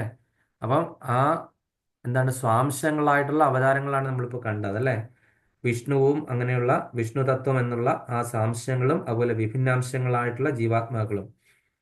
വൈകുണ്ഠഗ്രഹങ്ങളിലെ പ്രധാന ദേവത വിഭിന്നാംശങ്ങളായ ജീവാത്മാക്കൾ നിത്യദാസന്മാരാണ്. അപ്പം നമ്മൾ എന്താണ് ഒരിക്കലും ഭഗവാനുമായിട്ട് തുല്യമാകുന്നില്ല, ഭഗവാൻ ആകുന്നില്ല. നമ്മളുടെ ഭാവം എന്തായിരിക്കണം? ഭഗവാന്റെ ദാസനാണെന്നുള്ള ഭാവമായിരിക്കണം നമുക്ക് ഉണ്ടാകേണ്ടത്. അപ്പം അംശങ്ങൾ എന്ന നിലയിൽ ജീവാത്മാക്കൾ ഭഗവത് അംശങ്ങളായും ഉൾക്കൊള്ളുന്നു. അവയിൽ ഒന്നാണ് സ്വാതന്ത്ര്യം. വ്യക്തിഗതാത്മാവെന്ന നിലയിൽ ഓരോ ജീവശക്തിക്കും വ്യക്തിത്വമുണ്ട്. അപ്പം അംശങ്ങൾ എന്ന നിലയിൽ ജീവാത്മാക്കൾ ഭഗവത് ഗുണാംശങ്ങളായും ഉൾക്കൊള്ളുന്നു. അപ്പൊ ഭഗവാന്റെ ഗുണാംശങ്ങളിൽ ഒന്നായിട്ട് ഈ പറയുന്ന ജീവാത്മാക്കൾ നിൽക്കുന്നു. അപ്പോഴാണ് എന്താണ് സ്വാതന്ത്ര്യം എന്നുള്ള ആ ഒരു അവസ്ഥ നമുക്കുണ്ടാകുന്നത്. സ്വാതന്ത്ര്യം നമ്മളിപ്പോൾ എന്താണ് ചെയ്യുന്നത്? ഈ സ്വാതന്ത്ര്യം നമുക്കുണ്ടാകുന്ന ചെറിയൊരു സ്വാതന്ത്ര്യം നമ്മൾ ഓർത്തു, നമ്മളത് വിനിയോഗിച്ചു. അപ്പം നമ്മളെ സ്വതന്ത്രരായിട്ടാണ് ഈ ഭൗതിക ലോകത്തിലേക്ക് വിട്ടിരിക്കുന്നത് അല്ലേ. നമ്മളിവിടെ ഇഷ്ടാനുസരണം നമുക്ക് എന്തും തോന്നിയ പോലെ വിളിച്ചു പോവാം. പക്ഷെ നമ്മളത് ഖത്തറിൽ വന്നപ്പോൾ നമുക്ക് മനസ്സിലായി അതങ്ങനെ നമുക്ക് എന്തുവെന്നും വിളിച്ചു പോകാൻ പറ്റത്തില്ല. നമുക്ക് സ്വാതന്ത്ര്യത്തിന് നമ്മൾ പരിധി. നമ്മുടെ നാട്ടിൽ നമ്മൾ ഒരുപാട് സ്വാതന്ത്ര്യം അനുഭവിച്ചു. പക്ഷെ മറ്റുള്ള രാജ്യങ്ങളിൽ വന്നു കഴിഞ്ഞാൽ നമ്മൾ അതേ സ്വാതന്ത്ര്യത്തിന് വേണ്ടി അവിടെ അടികൂടും. നമ്മൾ വലിയ പ്രഖ്യാപനങ്ങൾ സമരമൊക്കെ നടത്തും. പക്ഷെ ആ സ്വാതന്ത്ര്യം നമ്മൾ ഇവിടെ വരുമ്പോൾ പലതും നമ്മൾ വേണ്ടാന്ന് നോക്കും അല്ലേ. എന്ന് പറഞ്ഞ പോലെ ഈ സ്വാതന്ത്ര്യത്തിന്റെ അവസ്ഥ, ഒരേ സ്വാതന്ത്ര്യം തന്നെ നമുക്ക് അഭിപ്രായം പറയാനുള്ള സ്വാതന്ത്ര്യം, നാട്ടിൽ നമുക്ക് എന്തും പറയാം എന്നുള്ളത്, അതായത് ആരെയും പേടിക്കേണ്ട എന്നുള്ളത് ഒരു സ്വാതന്ത്ര്യം. ഇവിടെ വന്നു കഴിയുമ്പോൾ ആ സ്വാതന്ത്ര്യം നമ്മളെ ഹനിച്ചു കഴിഞ്ഞു അല്ലെ. ആ സ്വാതന്ത്ര്യം എന്ന് പറഞ്ഞ പോലെ നമ്മൾ വിചാരിച്ചു ആ ഒരു ഭഗവാന്റെ ഗുണ അംശം ആയതുകൊണ്ട് ആ കിട്ടിയ സ്വാതന്ത്ര്യം നമുക്ക് ഇഷ്ടാനുസരണം വിനിയോഗിക്കാമെന്ന് വിചാരിച്ചു. അപ്പോൾ ഭൗതിക ലോകത്തിലേക്ക് നമുക്ക് ഈ സ്വാതന്ത്ര്യം എന്ന് പറയുന്ന ഒരു സംഭവം കൂടെ തന്നിട്ടാണ് വിട്ടത്. നമ്മളത് വിനിയോഗിച്ചതിന്റെ ഫലമായിട്ടാണ് പല ജന്മങ്ങൾ എടുക്കേണ്ടി വന്നത് അല്ലേ. സ്വാതന്ത്ര്യം വിനിയോഗിച്ചു കഴിയുമ്പോൾ എന്താണ്? നമ്മൾ ഇന്ദ്രിയങ്ങളുടെ സംതൃപ്തിക്കായിട്ട് ഈ സ്വാതന്ത്ര്യത്തെ വിനിയോഗിച്ചു. ഇന്ദ്രിയങ്ങളുടെ സംതൃപ്തിയായ സ്വാതന്ത്ര്യത്തെ വിനിയോഗിച്ചു കഴിയുമ്പോൾ എന്താണ്? നമ്മൾ ഈ പറയുന്ന ഭൗതിക പ്രകൃതിയുടെ 3 ത്രിഗുണങ്ങളാൽ കെട്ടപ്പെട്ട് വീണ്ടും ബദ്ധ ജീവാത്മാക്കളായിട്ട് അവിടെ തന്നെ ഭൗതിക ലോകത്ത് തന്നെ കെട്ടപ്പെട്ടിട്ടിരിക്കുകയാണ് അല്ലേ. അപ്പൊ അങ്ങനെ അതോടൊപ്പം പരിമിതമായ സ്വാതന്ത്ര്യമുണ്ട്. ഈ സ്വാതന്ത്ര്യത്തെ ദുരുപയോഗപ്പെടുത്തുന്നവർ ജീവൻ ബദ്ധാത്മാവിൽ തീരുന്നു. സ്വാതന്ത്ര്യം ഉപയോഗിക്കുന്നത് വേണ്ടും വിധമാണെങ്കിൽ അവയിൽ നിന്ന് മോചനം നേടാം. ഈ സ്വാതന്ത്ര്യം ഉപയോഗിക്കാൻ നമ്മൾ വേണ്ടും വിധമാണെന്നുണ്ടെങ്കിൽ നമുക്കതിന് മോചനം നേടാം. ഈ സ്വാതന്ത്ര്യത്തെ നമ്മൾ എന്ത് ചെയ്യണം? നമ്മൾ ഭഗവാന് വേണ്ടിയിട്ടുള്ള ഭക്തിയുത സേവനം ചെയ്യാനായിട്ടുള്ള സ്വാതന്ത്ര്യമായിട്ട് വിനിയോഗിച്ചു കഴിഞ്ഞെങ്കിൽ നമുക്ക് എന്താണ്? ഇതിൽ നിന്ന് നമുക്ക് മോചനം നേടാൻ സാധിക്കുന്നു.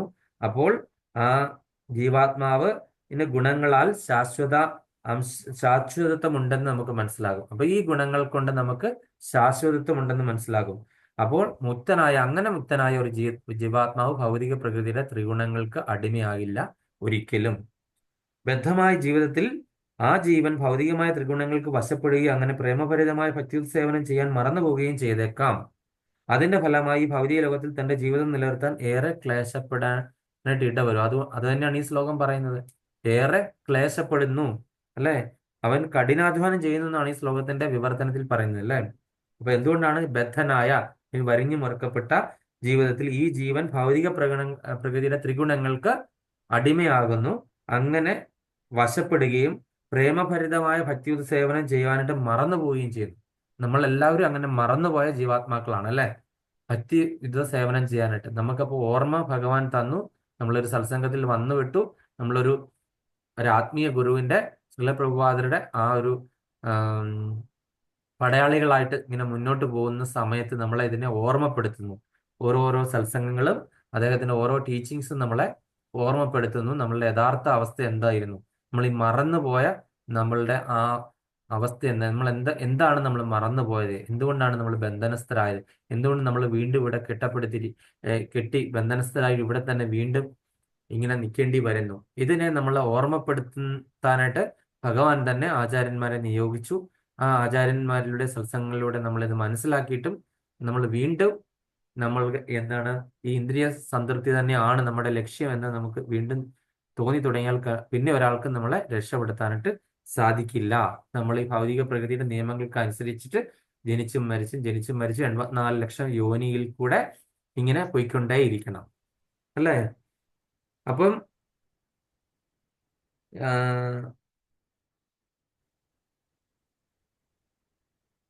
ക്ഷണിക നേരത്തേക്ക് മാത്രം പ്രത്യക്ഷീകരിച്ചവരല്ല, ശാശ്വതരാണ്. കർഷതി എന്ന വാക്ക് ശ്രദ്ധിക്കുക. ബദ്ധനായ ജീവന് ഇരുമ്പ് ചങ്ങലകളാൽ കെട്ടപ്പെട്ടതുപോലെ മിഥ്യാഹങ്കാരത്തിന്റെ കുടുക്കിൽ പെട്ടിരിക്കുകയാണ്. നമ്മള് ഇരുമ്പ് ചങ്ങല കൊണ്ട് അല്ലെങ്കിൽ തമോ ഗുണത്തിന്റെ ചങ്ങലകൾ കൊണ്ട് കെട്ടപ്പെട്ടിരിക്കുകയാണ് കൂടുതലായിട്ടും, അല്ലെ? ഈ ഇരുമ്പ് ചങ്ങല എന്നാണ് മിഥ്യാഹങ്കാരം. ഞാൻ ഈ ശരീരമാണ്, ഞാൻ ഇന്ന കുലത്തിൽ പിറന്ന ആളാണ്, എനിക്ക് ഇത്രയും സ്വത്തുണ്ട്, ഞാൻ ഇന്ന കമ്പനിയുടെ ജനറൽ മാനേജറാണ്, ഞാൻ നിരൂപിച്ച മാത്രമേ ഉള്ളൂ ഇതൊക്കെ പരിഹരിക്കാൻ പെടും, എല്ലാം എന്നിൽ കൂടെ തന്നെ വരണം, അവരൊന്നും എന്നെ റെസ്പെക്ട് ചെയ്യുന്നില്ല, അതുകൊണ്ട് അവർക്കൊക്കെ പണിഷ്മെന്റിന് അർഹരാണ്, അവരെ ടെർമിനേറ്റ് ചെയ്യാം. അപ്പം എന്നെ റെസ്പെക്ട് ചെയ്ത് എൻ്റെ സ്തുതിപാഠകന്മാർക്ക് മാത്രമേ ഉള്ളൂ ഈ കമ്പനിയിൽ നിൽക്കാൻ പറ്റുള്ളൂ എന്നൊക്കെ വിചാരിച്ചിരിക്കുന്ന നമ്മളുടെ ഈ പറയുന്ന മിഥ്യാഹങ്കാരം, ഇതൊന്നും മിഥ്യയല്ല. ഈ പൊസിഷൻ എന്ന് പറഞ്ഞ് വളരെ ക്ഷണികങ്ങളാണ്. ഇന്ന് ഞാൻ ഈ കമ്പനിയിലുണ്ട്, നാളെ ഉണ്ടോ ഇല്ലയോ എന്ന് പറയാൻ പറ്റില്ല. അപ്പൊ ആ വളരെ താൽക്കാലികമായിട്ടുള്ള ഒരു പദവിക്ക് വേണ്ടിയിട്ട് നമ്മൾ ഉണ്ടാക്കിയെടുക്കുന്ന അഹങ്കാരങ്ങളാണ് ഈ പറഞ്ഞ കാര്യങ്ങളൊക്കെ, അല്ലേ? അപ്പൊ അങ്ങനെ എന്താണ്, മനസ്സ് സത്വഗുണസമ്പന്നമായിരിക്കും, മനസ്സ് നല്ല കർമ്മങ്ങൾ ചെയ്യാനായിട്ട് തോന്നിക്കും. അപ്പൊ നമ്മൾ സത്വഗുണത്തിലേക്ക് എങ്കിലും തിരിച്ചു വിടണം മനസ്സിനെ. അപ്പൊ നല്ല നല്ല കർമ്മങ്ങൾ ചെയ്യാനായിട്ട് പ്രേരിതമാകും. രജോ ഗുണഭരിതമെങ്കിൽ അവന്റെ കർമ്മങ്ങൾ ക്ലേശഭരിതമായി തീരും.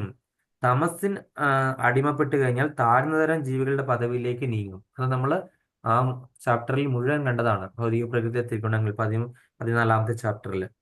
അപ്പൊ മോചനം നേടുമ്പോൾ ഈ കവചം നശിച്ച ആത്മീയ ശരീരം അതിന്റെ വ്യക്തിഗതമായ കഴിവുകളോടുകൂടി പ്രത്യക്ഷപ്പെടും. അപ്പൊ ഇതിൽ നിന്നൊക്കെ മോചനം നേടിക്കഴിഞ്ഞാൽ നമുക്ക് ആത്മീയ ശരീരം കിട്ടും എന്ന് ഈ ശ്ലോകത്തിൽ വ്യക്തമായി പറയുന്നു. ഒരാൾ സ്വശരീരം ത്യജിച്ച് ആധ്യാത്മിക ലോകത്തിൽ പ്രവേശിക്കുക തന്റെ ആത്മീയ ശരീരം വീണ്ടും കൈക്കൊള്ളുന്നു. അപ്പൊ നമ്മുടെ യഥാർത്ഥ ശരീരം എന്ന് പറഞ്ഞാൽ എന്താണ്? ഭഗവാന്റെ കൂടെ നമ്മൾ ഗോലോക വൃന്ദാവനത്തിൽ ഉണ്ടായിരുന്ന ആ ശരീരം നമുക്ക് വീണ്ടും കൈക്കൊള്ളാനായിട്ട്, അതിനാണ് ആത്മീയ ശരീരം എന്ന് പറയുന്നത്, നമ്മുടെ യഥാർത്ഥ ശരീരം. അപ്പം അയാൾക്ക് പരമപുരുഷന്റെ മുഖത്തോട് മുഖം കാണാനും സമ്മതിക്കാനും അദ്ദേഹത്തെ ശരിക്കും മനസ്സിലാക്കാനും സാധിക്കും. അപ്പൊ അങ്ങനെ ആത്മീയ ശരീരം കിട്ടിക്കഴിയുന്നവർക്ക് മാത്രമേ പരമപുരുഷനുമായിട്ട് നേരിട്ട് മുഖത്തോട് മുഖം കാണാനും അദ്ദേഹത്തുമായിട്ട് സമ്മതിക്കാനും സാധിക്കുകയുള്ളൂ. ആധ്യാത്മിക ലോകങ്ങളിൽ എല്ലാവരും ഭഗവാന്റേതുപോലെ ശരീരമുള്ളവരാണ്. അപ്പം വൈകുണ്ഠ ലോകങ്ങളിൽ അറിയാം, നമുക്കെല്ലാം വിഷ്ണു രൂപമാണ് നമുക്കൊക്കെ കിട്ടിയിരിക്കുന്നത്, അല്ലേ?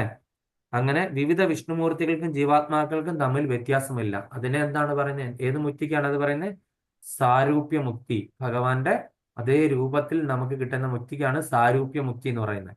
നമ്മൾ മരിക്കാൻ നേരത്ത് ഭഗവാന്റെ ചതുർഭുജ നാരായണ രൂപമാണ് കാണുന്നതെങ്കിൽ നമുക്ക് കിട്ടുന്ന മുക്തി സാരൂപ്യമുക്തി.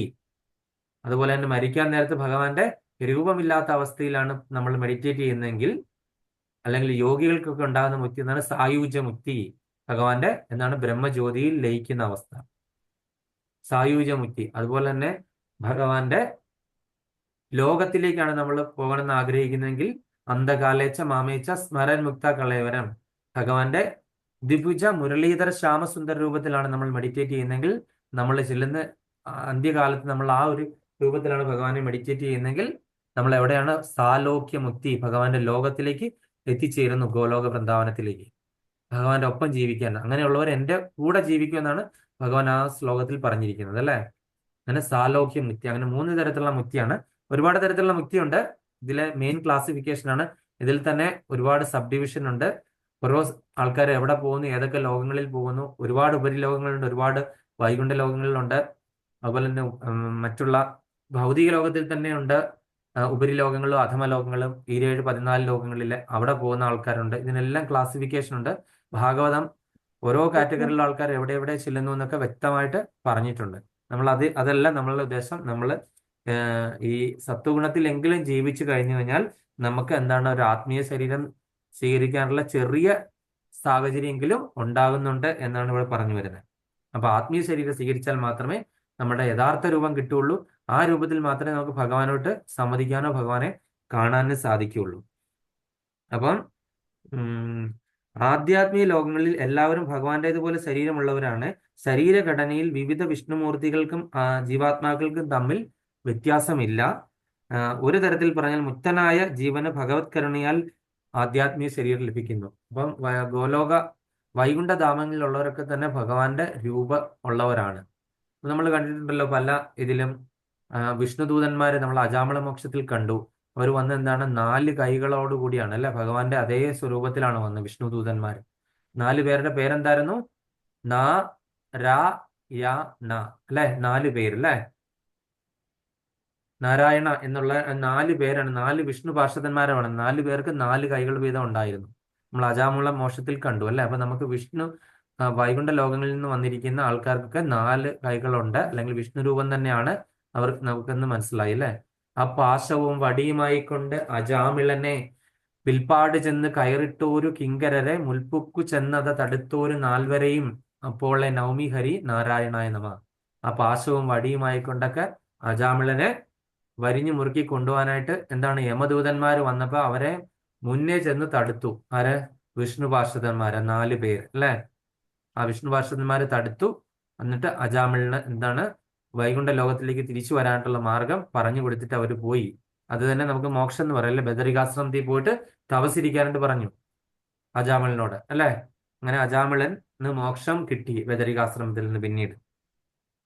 അപ്പം മുക്തനായ ജീവാത്മാവിന് ഭഗവത് കരുണയാൽ ആധ്യാത്മിക ശരീരം കിട്ടുന്നു. വളരെ ഇമ്പോർട്ടൻ്റ് ആയിട്ടുള്ള പോയിന്റ് ആണ് അതല്ലേ. അതുപോലെ പിന്നീട് താഴത്തെ പാരഗ്രാഫിൽ പ്രധാനപ്പെട്ട കാര്യങ്ങൾ പറയുന്നത് സനാതന എന്നുള്ള കാര്യങ്ങളാണ് അല്ലെ. സനാതന, ഭഗവാൻ സനാതനാണ്. അതുപോലെ തന്നെ ആത്മാവ് എന്നെ മുറിക്കാനോ കീറി മുറിക്കാനോ ഒന്നും നമുക്ക് സാധ്യമല്ല എന്ന് നമ്മൾ പറഞ്ഞു അല്ലെ. അതുപോലെ തന്നെ പല ആത്മാക്കളെ കൂടിച്ചേർത്തിട്ട് പരമാത്മാവ് ഉണ്ടാക്കാനായിട്ട് സാധിക്കുമോ? അതും നടക്കില്ല. ഈ എന്റെ ശരീരത്തിൽ നിന്ന് എടുത്ത് ആത്മാവിനെ എടുത്തു, പ്രഭുവിന്റെ ശരീരത്തിൽ നിന്ന് എടുത്ത്, മാതാജിയുടെ ശരീരത്തിൽ നിന്ന് ആത്മാവിനെയൊക്കെ എടുത്ത് ഒരുമിച്ച് നമ്മൾ അതിനെ ഒരുമിച്ചാക്കിയാൽ അത് പരമാത്മാവാകുമോ? അപ്പൊ അങ്ങനെയല്ല നമ്മൾ ഇതിനെ ധരിച്ചു വെക്കേണ്ടതെന്നാണ് പറഞ്ഞത് അല്ലെ. അപ്പൊ ഈ ചെറിയ അംശ ശരീരത്തിൽ നിന്ന് മുക്തനാകുമ്പോൾ മുൻകാലത്ത് പരവ്യോമത്തിൽ ആധ്യാത്മിക ഗ്രഹത്തിൽ തൻ്റെതായ അഭൗതിക ശരീരം കൈക്കൊണ്ട് ഭഗവത് സന്നിധി പോകി ആനന്ദിക്കുന്നു. അപ്പോൾ എന്താണ് പറയുന്നത്? ഈ ശരീരം, ഈ ചെറിയ അംശം നമ്മുടെ ഉള്ളിലിരിക്കുന്ന അത് ശരീരത്തിൽ നിന്ന് മുക്തനാകുമ്പോൾ മുൻകാലത്ത്, അതായത് നമുക്ക് ശരിയായിട്ടുള്ള യഥാർത്ഥ രൂപം എന്താണ്? പരവ്യോമത്തിൽ ആധ്യാത്മിക ലോകത്തിൽ നമുക്കൊരു ആത്മീയ ശരീരം ഉണ്ടായിരുന്നു അല്ലേ. അപ്പം ആ ഭൗതിക ശരീരത്തിന് നാശം ഉണ്ടാവുള്ളൂ. ഇത് അഭൗതിക ശരീരമാണ് അല്ലെ. അതുകൊണ്ട് അത് കൈക്കൊണ്ട് ഭഗവത് സന്നിധി പോകി ആനന്ദിക്കുന്നു. ഭഗവത് സന്നിധി പോകി നമുക്ക് ആനന്ദിക്കാനായിട്ട് സാധിക്കും. നമുക്ക് ആധ്യാത്മിക ശരീരം തിരിച്ചു കിട്ടില്ലെങ്കിൽ നമ്മൾ സ്വഭവനത്തിലേക്ക് പോവുക. നമ്മളുടെ മിഷൻ എന്താണ്? ഇസ്കോന്റെ go back to Godhead. അതായത് നമ്മളുടെ എന്താണ് ശരിയായിട്ടുള്ള ധാമം, ശരിയായിട്ടുള്ള ഭവനം, ശരിയായിട്ടുള്ള സ്വരൂപത്തിലേക്ക് പോവുക എന്നുള്ളതാണ് ഈ സംഘടനയുടെ ഉദ്ദേശവും ലക്ഷ്യം. അപ്പം ജീവസത്തുക്കൾ ഗുണം കൊണ്ട് ഭഗവത് സദൃശ്യങ്ങൾ എന്ന് തന്നെ നമുക്ക് മനസ്സിലാക്കാനായിട്ട് സാധിക്കും. അപ്പൊ നമ്മൾ ഒരിക്കലും അവിടെ ചെന്ന് കഴിഞ്ഞാൽ ഭഗവാൻ ആകുന്നില്ല, പക്ഷെ ഭഗവാന്റെ സേവകരാകുന്നു. ഹരേ കൃഷ്ണ. ഇനി അടുത്തത് സമയം ഉണ്ടാവുമോ? 12:13. ഒരു ചെറിയ ശ്ലോകമാണെന്ന് തോന്നുന്നു അല്ലെ. അതുകൂടെ എടുത്തിട്ട് നമുക്ക് നിർത്താം. 8ാമത്തെ ശ്ലോകം. ശരീരം യഥവാപ്നോതി യച്ഛാഭൃത് ക്രമതീശ്വരാം ഗൃഹീത്വാനി സംയാതി വായുർഗന്ധാനി വംശയാത്. ശരീരം യഥവാപ്നോതി യച്ഛാപ്യുത്ക്രമതീശ്വരാം ഗൃഹീത്വൈതാനി സംയാതി വായുർഗന്ധാനി വംശയാത്. ശരീരം യഥവാപ്നോതി യച്ഛാപ്യുത്ക്രമതീശ്വരാം ഗൃഹീത്വൈതാനി സംയാതി വായുർഗന്ധാനി വംശയാത്. ഹരേ കൃഷ്ണ പ്രഭു. ഹരേ കൃഷ്ണ. ശരീരം യഥവാപ്നോതി യച്ഛാപ്യുത്ക്രമതീശ്വരഃ ഗൃഹീത്വൈതാനി സംയാതി വായുർഗന്ധാനി വാശയാത്. കൃഷ്ണ മാതാജി. ഹരേ കൃഷ്ണ പ്രഭു. ശരീരം യഥവാപ്നോതി യച്ഛാപ്യുത്ക്രാമതീശ്വരാം ഗൃഹീത്വൈതാനി സംയാതി വായുർഗന്ധാനി വാശയാത്. ഹരേ കൃഷ്ണ പ്രഭു. ഹരേ കൃഷ്ണ അഖിൽ.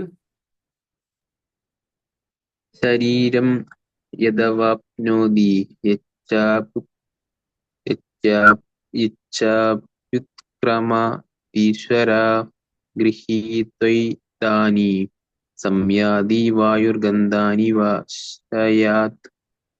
ഹരേ കൃഷ്ണ. ശ്രീലപ്രഭുപാദരുടെ പദാനുപദ വിവർത്തനം തർജ്ജമ. ജയ് ശ്രീലപ്രഭുപാദ്. ഈശ്വരഃ ശരീരനാഥൻ അല്ലെങ്കിൽ ജീവാത്മാവ് യത് ശരീരം യാതൊരു ശരീരത്തെ അവാപ്നോതി പ്രാപിക്കുന്നു, യത് ച അഭി യാതൊന്നിനെ അല്ലെങ്കിൽ ശരീരത്തെ ഉത്ക്രമാതി ത്യജിച്ചു പോകുന്നു, വായുഹു വായു ആശയാത് സ്രോതസ്സിൽ നിന്ന്, ഗന്ധാൻ ഇവ ഗന്ധങ്ങളെ എന്ന പോലെ, ഏതാനി ഇവയെ ഇന്ദ്രിയങ്ങളെയും മനസ്സിനെയും, ഗ്രഹീത്വ ഗ്രഹിച്ചിട്ട് അല്ലെങ്കിൽ സംയാതി ഗമിക്കുന്നു. ശ്രീലപ്രഭുപാദരുടെ വിവർത്തനം. ജയ് ശ്രീലപ്രഭുപാദ്. ഭൗതിക ലോകത്തിലെ ജീവസത്ത കാറ്റ് ഗന്ധങ്ങളെ എന്ന പോലെ ജീവിത സങ്കല്പങ്ങളെ ഒരു ശരീരത്തിൽ നിന്ന് മറ്റൊന്നിലേക്ക് കൊണ്ടുപോകുന്നു.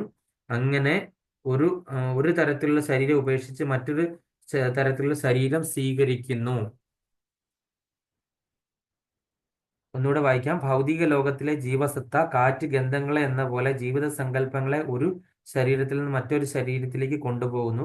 അങ്ങനെ ഒരു തരത്തിലുള്ള ശരീരം ഉപേക്ഷിച്ചിട്ട് മറ്റൊരു തരത്തിലുള്ള ശരീരം സ്വീകരിക്കുന്നു. വളരെ വ്യക്തമായിട്ട് പറഞ്ഞിരിക്കുക. ഇതും ആധികാരികമായിട്ടുള്ള റെഫറൻസ് ഉള്ള ഒരു ശ്ലോകമാണ്. ഇതേ ശ്ലോകം തന്നെ വേറൊരു രീതിയിൽ നമ്മൾ രണ്ടാമത്തെ അധ്യായത്തിൽ കണ്ടു. ആത്മാവിന്റെ ശാസ്ത്രമാണ് രണ്ടാമത്തെ അധ്യായത്തിൽ പറയുന്നത്. ആ ശ്ലോകം എടുക്കാമോ ആരെങ്കിലും? ഏതാണ്? വാസാംസി ജീർണാനി എന്ന് പറഞ്ഞ ശ്ലോകമാണ് രണ്ടാമത്തെ അധ്യായത്തിലെ.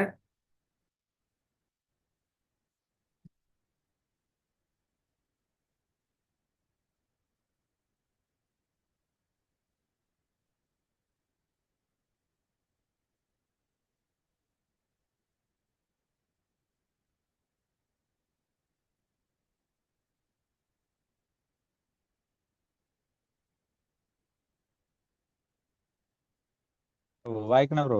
വായിച്ചു. വാസാംസി ജീർണാനി യഥാ വിഹായ നവാനി ഗൃഹ്ണാതി നരോപരാണി തഥാ ശരീരാണി വിഹായ ജീർണാനന്യാനി സംയാതി നവാനി ദേഹി.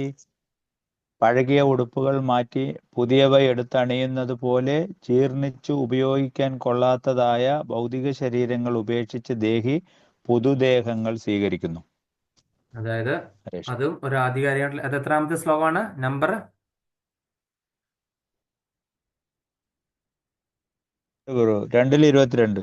2:22. അപ്പൊ ആ രണ്ടാം അധ്യായത്തിലെ 22ാമത്തെ ശ്ലോകവും ഇതും ഏകദേശം ഒരുപോലെ തന്നെയാണ് അല്ലേ? ഇതൊരു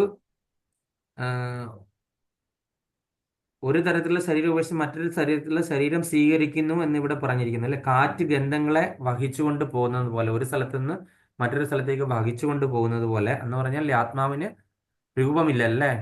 ഇത് നമ്മളിപ്പം സുബ്രഹ്മണ്യം പ്രഭു എന്ന് പറഞ്ഞ ഒരു ഉടുപ്പാണ് സുബ്രഹ്മണ്യം പ്രഭു ഇട്ടിരിക്കുന്നത്. ഞാൻ ജയേഷ് എന്ന് പറഞ്ഞ ഒരു ഉടുപ്പ്, മറ്റേ ബബിതാ മാതാജി എന്ന് പറഞ്ഞ ഉടുപ്പ് അല്ലേ. അപ്പം ഇത് അടുത്ത ജന്മത്തിൽ ഈ ഒരു ഉടുപ്പ് ഉപേക്ഷിച്ച് കഴിഞ്ഞ് കഴിഞ്ഞാൽ ഇതിന്റെ ഉള്ളിലിരിക്കുന്ന ആള് വേറൊരു ഉടുപ്പ് സ്വീകരിക്കും. നമ്മൾ ചെയ്യുന്ന പ്രവൃത്തി അനുസരിച്ചിട്ട് വേറൊരു ഉടുപ്പ് കിട്ടും. ചിലപ്പോൾ മൃഗത്തിന്റെ ഉടുപ്പായിരിക്കാം കിട്ടുന്നത്, ചിലപ്പോൾ ഈച്ചയുടെ ആയിരിക്കും, ചിലപ്പോൾ കൃമിയുടെ ആയിരിക്കാം, ചിലപ്പം മനുഷ്യനെ തന്നെയാകും അല്ലേ എന്ന് പറയുന്ന ആ ശ്ലോകം വാസാംസി ജീർണാനി യഥാ വിഹായ എന്ന് പറഞ്ഞ ആ ശ്ലോകം തന്നെ ഇവിടെ വേറെ രീതിയിൽ പറഞ്ഞിരിക്കുകയാണ്. ഭൗതിക ലോകത്തിലെ ജീവസത്ത കാറ്റ് ഗന്ധങ്ങളെ എന്ന പോലെ ജീവിത സങ്കല്പങ്ങളെ ഒരു ശരീരത്തിൽ നിന്ന് മറ്റൊരു ശരീരത്തിലേക്ക് കൊണ്ടുപോകുന്നു. അങ്ങനെ ഒരു തരത്തിലുള്ള ശരീരം ഉപേക്ഷിച്ച് മറ്റൊരു തരത്തിലുള്ള ശരീരം സ്വീകരിക്കുന്നു. നമ്മളുടെ ഗുണങ്ങളുടെയും പ്രവൃത്തികളുടെയും അടിസ്ഥാനത്തിൽ നമ്മൾ ഈ ജീവിതം നമ്മൾ ഡൈ മേക്കേഴ്സ് ആണ് ഗുരുപ്രഭു എപ്പോഴും പറയാറുണ്ട് അല്ലേ. നമ്മൾ അടുത്ത ജന്മം എന്താണെന്ന്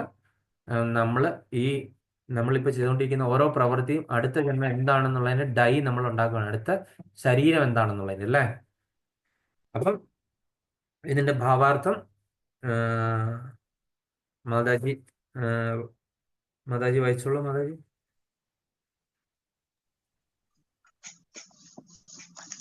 ഹരേ കൃഷ്ണ പ്രഭു. ഭാവാർത്ഥം. ഇവിടെ ജീവാത്മാവിനെ ഈശ്വരൻ എന്ന് പറഞ്ഞിട്ടുള്ളത് സ്വശരീരത്തെ നിയന്ത്രിക്കുന്നു എന്നതിനാലാണ്. തനിക്കിഷ്ടമാണെങ്കിൽ ജീവാത്മാവിന് മേന്മ കൂടിയ ഒരു ശരീരം സ്വീകരിക്കാം, അല്ലെങ്കിൽ താഴ്ന്ന തരത്തിലുള്ളതെടുക്കാം.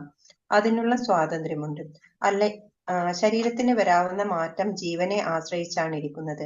മരണസമയത്ത് താൻ സ്വയം വളർത്തിയെടുത്ത ബോധമാണ് ഇനി എടുക്കാൻ പോകുന്ന ദേഹമെന്തെന്ന് തീരുമാനിക്കുന്നത്. തന്റെ ബോധത്തെ ഒരു പൂച്ചയുടെയോ പട്ടിയുടെയോ മട്ടിലാണ് അയാൾ ആക്കിത്തീർക്കുന്നതെങ്കിൽ തീർച്ചയായും അത്തരം ഒരു ഉടലാണ് കിട്ടുക. അയാൾ തന്റെ ബോധത്തെ ദൈവിക കാര്യങ്ങളിലാണ് ഉറപ്പിക്കുന്നതെങ്കിൽ അയാൾക്ക് കൈവരുന്നത് ദേവരൂപമായിരിക്കും. കൃഷ്ണാവബോധം വളർത്തിപ്പോന്ന കൃഷ്ണലോകം പ്രാപിച്ച് ഭഗവാന്റെ സഹചാരിയാവാം. ദേഹനാശത്തോടെ എല്ലാം തീർന്നു എന്നത് പൊള്ളയായ അവകാശവാദമാണ്. ഓരോ വ്യക്തിഗതാത്മാവും ഒരു ദേഹം വിട്ട് മറ്റൊന്നിലേക്ക് പോകുന്നു. ഈ ജന്മത്തിലെ ശരീരവും അത് ചെയ്ത കർമ്മങ്ങളുമാണ് അടുത്ത ജന്മത്തിലെ ശരീരാകൃതി എന്തെന്ന് നിർണയിക്കുന്നത്. കർമ്മങ്ങൾക്കനുസരിച്ച് ശരീരങ്ങൾ വ്യത്യസ്തങ്ങളായിരിക്കും. സമയമാകുമ്പോൾ ഈ ശരീരം വിട്ടുപോയേ മതിയാകൂ. വരും പിറപ്പിലെ ശരീര മാതൃകയെ ഉൾക്കൊള്ളുന്ന സൂക്ഷ്മദേഹം അത് അന്ന് പുതിയൊരാകൃതി എടുക്കുന്നു എന്നിവിടെ പറയുന്നു. ഒന്നിൽ നിന്ന് മറ്റൊന്നിലേക്കുള്ള ഈ ശരീരമാറ്റത്തെയും ഓരോ പിറവിയിലും അനുഭവിക്കുന്ന ക്ലേശങ്ങളെയും ഉദ്ദേശിച്ചാണ് കർഷതി നിലനിൽപ്പിനു വേണ്ടിയുള്ള പ്രയത്നം എന്ന് വിശേഷിപ്പിച്ചത്. ഹരേ കൃഷ്ണ. ഹരേ കൃഷ്ണ. ഇതും വളരെ പ്രധാനപ്പെട്ട ഒരു ശ്ലോകമാണ്. ഇതേ ശ്ലോകത്തിന്റെ അർത്ഥത്തിലുള്ള ശ്ലോകം ഉണ്ടെങ്കിലും നമ്മളിപ്പോ ഇത് പുരുഷോത്തമ യോഗത്തിലെത്തി. നമ്മൾ മറ്റേത് എന്താണ് ഭഗവത്ഗീതയുടെ സമ്മറി ആയിരുന്നു അത്. ഇപ്പൊ പുരുഷോത്തമ യോഗത്തിലേക്ക് എത്തി ഭഗവാൻ വീണ്ടും ആധികാരികമായിട്ട് ആദ്യത്തെ രണ്ടാമത്തെ അധ്യായത്തിൽ പറഞ്ഞ ആ ശ്ലോകത്തെ തന്നെ ഒന്നുകൂടി എടുത്തു പറയുവാണ് അല്ലെ. അപ്പൊ അന്ന് എന്താണ് അർജുനന് ആ ഒരു നോളേജ് വന്ന് തുടങ്ങുന്നേ ഉള്ളായിരുന്നു. 22ാമത്തെ ശ്ലോകം രണ്ടാമത്തെ അധ്യായത്തിലാണ് ഭഗവാൻ പറഞ്ഞു തുടങ്ങിയത്, ഭഗവത്ഗീത ഉപദേശിച്ചു തുടങ്ങിയത് അല്ലെ. അതുവരെ സൈന്യ നിരീക്ഷണമായിരുന്നു. അപ്പം ഭഗവാൻ അങ്ങ് പറഞ്ഞു പോയെന്നേ ഉള്ളൂ രണ്ടാമത്തെ അധ്യായത്തിലെ കാര്യങ്ങൾ. അർജുനൻ എന്തുമാത്രം ഉൾക്കൊണ്ടു എന്ന് മനസ്സിലായില്ല. പക്ഷെ ഇപ്പോൾ അർജുനന് എന്താണ് ഇതെല്ലാം മനസ്സിലാക്കാനുള്ള ആ ഒരു പ്രാപ്തി എത്തിക്കഴിഞ്ഞു എന്ന് മനസ്സിലാക്കി കഴിഞ്ഞപ്പോൾ ഈ ആത്മാവിനെ പറ്റിയുള്ള ശരിയായിട്ടുള്ള ജ്ഞാനം പറഞ്ഞു കൊടുത്തു അല്ലേ. അപ്പം നമ്മൾ എത്ര തരത്തിലുള്ള ശരീരം ഉണ്ട് എന്നാണ് നമ്മൾ കണ്ടിരിക്കുന്നത്? എത്ര ശരീരമുണ്ട് നമുക്ക്? 2 സൂക്ഷ്മ ശരീരം, സ്ഥൂല ശരീരം. സ്ഥൂല ശരീരവും സൂക്ഷ്മ ശരീരവും. അപ്പൊ സ്ഥൂല ശരീരം എന്ന് പറഞ്ഞാൽ എന്താണ്? നമ്മൾ ഈ കാണുന്ന നമ്മളുടെ ശരീരം അല്ലേ. നമ്മൾ ഈ കാണുന്ന നമ്മുടെ ശരീരത്തിൽ നമ്മൾ എന്താണ് ആയുധങ്ങൾ കൊണ്ടൊക്കെ മുറിച്ചു കഴിഞ്ഞാൽ നമുക്ക് വേദന എടുക്കുന്ന ഒരു ശരീരം ഉണ്ടല്ലേ. ഈ ആയുധങ്ങൾ കൊണ്ടോ കാറ്റ് കൊണ്ടോ അഗ്നി കൊണ്ടോ ഒന്നും സംഭവിക്കാത്ത ശരീരമാണ് സൂക്ഷ്മ ശരീരം. അപ്പൊ ഈ സൂക്ഷ്മ ശരീരം എന്ന് പറഞ്ഞു കഴിഞ്ഞാൽ എന്താണ്? കാണാൻ പറ്റാത്തതാണ് അതിന്റെ അർത്ഥം അല്ലെ. കാണാൻ പറ്റാത്ത ശരീരം. അത് എന്തൊക്കെയാണ് സൂക്ഷ്മ ശരീരത്തിന്റെ കൂടെ ഉള്ളത്? മനസ്സ്, ബുദ്ധി, അഹങ്കാരം. മനസ്സ്, ബുദ്ധി, മിഥ്യാഹങ്കാരം അല്ലെ. മനസ്സെന്ന് പറഞ്ഞ സാധനത്തെ നമുക്ക് കാണാൻ പറ്റത്തില്ല. മനസ്സ് നമ്മൾ ചിലർ പറയും എനിക്ക് മനസ്സില്ല എന്നൊക്കെ പറയും അല്ലെ. അപ്പൊ മനസ്സില്ല എന്ന് പറയുന്ന മനസ്സ് എവിടെയാണ് ഇരിക്കുന്നത്? അതുപോലെ തന്നെ ബുദ്ധി അല്ലെ. മനസ്സിനെ പലപ്പോഴും നേർവഴിക്ക് ഇങ്ങനെ ബുദ്ധിയാണ് അല്ലെ. അതുപോലെ തന്നെ വേറൊരു കാര്യമുണ്ട് മിഥ്യാഹങ്കാരം. എന്താണ് മിഥ്യാഹങ്കാരം? അപ്പൊ ശരിയായിട്ടുള്ള അഹങ്കാരം എന്താണ് മിഥ്യാഹങ്കാരം? മിഥ്യ എന്ന് പറഞ്ഞു കഴിഞ്ഞാൽ ഇല്ലാത്തതെന്നാണ് അർത്ഥം അല്ലെ. മനസ്സ് എന്താണെന്ന് മനസ്സിലായി. നമ്മുടെ 6ാം ഇന്ദ്രിയമാണെന്ന് നമ്മൾ തുടക്കത്തിൽ ദീപാമാതാജി കയറിയില്ലായിരുന്നു, എപ്പോഴാണ് കയറിയത്. അതിന്റെ യൂട്യൂബ് കേൾക്കാൻ പറ്റുമെങ്കിൽ കേട്ടോ. വളരെ ഇമ്പോർട്ടന്റ് ആയിട്ടുള്ള കുറെ കാര്യങ്ങൾ പറഞ്ഞു. ആ ശ്ലോകത്തിന്റെ പ്രധാനപ്പെട്ട ഭാഗങ്ങളൊക്കെ ആദ്യം പറഞ്ഞിരുന്നു. അപ്പൊ അത് കഴിഞ്ഞിട്ട് മാതാജി അത് കേൾക്കാൻ പറ്റുമെങ്കിൽ അത് കേട്ടോ. അപ്പം മനസ്സ്, ബുദ്ധി എന്നാണെന്നറിയാം. നമ്മൾ ഈ പറയുന്ന ഈ 6 ഇന്ദ്രിയങ്ങൾ നമ്മൾ പറഞ്ഞല്ലേ. 5 ഇന്ദ്രിയങ്ങളും കൂടി എങ്ങോട്ടേക്കാണ് നയിക്കുന്നത്? മനസ്സാണ് അല്ലെ. മനസ്സാണ് അതിന്റെ ഗേറ്റ് വേ നമ്മൾ പറഞ്ഞല്ലേ. അപ്പൊ ഈ മനസ്സിനെ നിയന്ത്രിക്കുന്നത് ആരാണ്? ബുദ്ധി. ചിലപ്പം ബുദ്ധി മനസ്സിനെ നിയന്ത്രിക്കുവാണെന്നുണ്ടെങ്കിൽ നമ്മുടെ കാര്യം ഓക്കെ ആയി. ഇനി മനസ്സ് ബുദ്ധിയെ നിയന്ത്രിക്കുവാണെന്നുണ്ടെങ്കിൽ മനസ്സിന്റെ അടിമയായി മാറുവാണ് ബുദ്ധിയെങ്കിൽ അങ്ങനെയാണ് നമുക്കൊക്കെ സംഭവിക്കുന്നത് അല്ലെ. നമുക്ക് എന്ത് കാര്യം ചെയ്യുമ്പോൾ ഇത് ചെയ്യണോ വേണ്ടയോ എന്നുള്ള 2 ഇത് വരുമ്പോഴത്തേനും ചിലപ്പോൾ ബുദ്ധി നമ്മളെ ഒരു മോശമായിട്ടുള്ള പ്രവൃത്തി ചെയ്യുമ്പോൾ ബുദ്ധി നമ്മളെ നിയന്ത്രിക്കും. ഇത് ചെയ്യരുത്, ഇത് ചെയ്താൽ ഇന്ന ഭവിഷ്യത്തുണ്ട് എന്നൊക്കെ നമുക്ക് ഡയറക്ഷൻ തരും. അതായത് നമ്മുടെ മനസാക്ഷി എന്ന് പറഞ്ഞ ഒരു സാധനം, പരമാത്മാവ് മനസാക്ഷിയായിട്ട് നമ്മുടെ സാക്ഷിയായിട്ട് ഇരിക്കുകയാണ് എപ്പോഴും നമ്മുടെ ഹൃദയത്തിൽ. അപ്പൊ ആ പരമാത്മാവിന്റെ സ്വാധീനം കൊണ്ട് അല്ലെങ്കിൽ സാന്നിധ്യം കൊണ്ട് തന്നെ നമുക്ക് ബുദ്ധി നമ്മളെ ഉപദേശിക്കും, ഇത് ചെയ്യരുത്. അപ്പൊ നമ്മൾ ഇന്ദ്രിയങ്ങൾക്ക് വശംവദനായ മനസ്സ് ഇത് ചെയ്തേ മതിയാവൂ മതിയാവൂ. അപ്പൊ ഈ രണ്ട് തരത്തിലുള്ള വടംവലി നടക്കുകയാണ്. വടംവലി ചെയ്യാൻ പറ്റുമോ, ചെയ്യണ്ട, ഇത് ചെയ്താലോ, ചെയ്യണ്ട. ഈ വടംവലി നടന്നു കഴിയുമ്പോഴത്തേന് ആരാണ് ജയിക്കുന്നതെങ്കിൽ, ആരുടെ പക്ഷമാണ് ജയിക്കുന്നതെങ്കിൽ നമ്മൾ അതിന് അടിമയായി പോകും അല്ലെ. നമ്മൾ ആ ബുദ്ധിക്ക് അടിമയായി പോവുകയാണെന്നുണ്ടെങ്കിൽ നമ്മൾ ശരിക്കും നേർവഴി തന്നെ ആയിരിക്കും.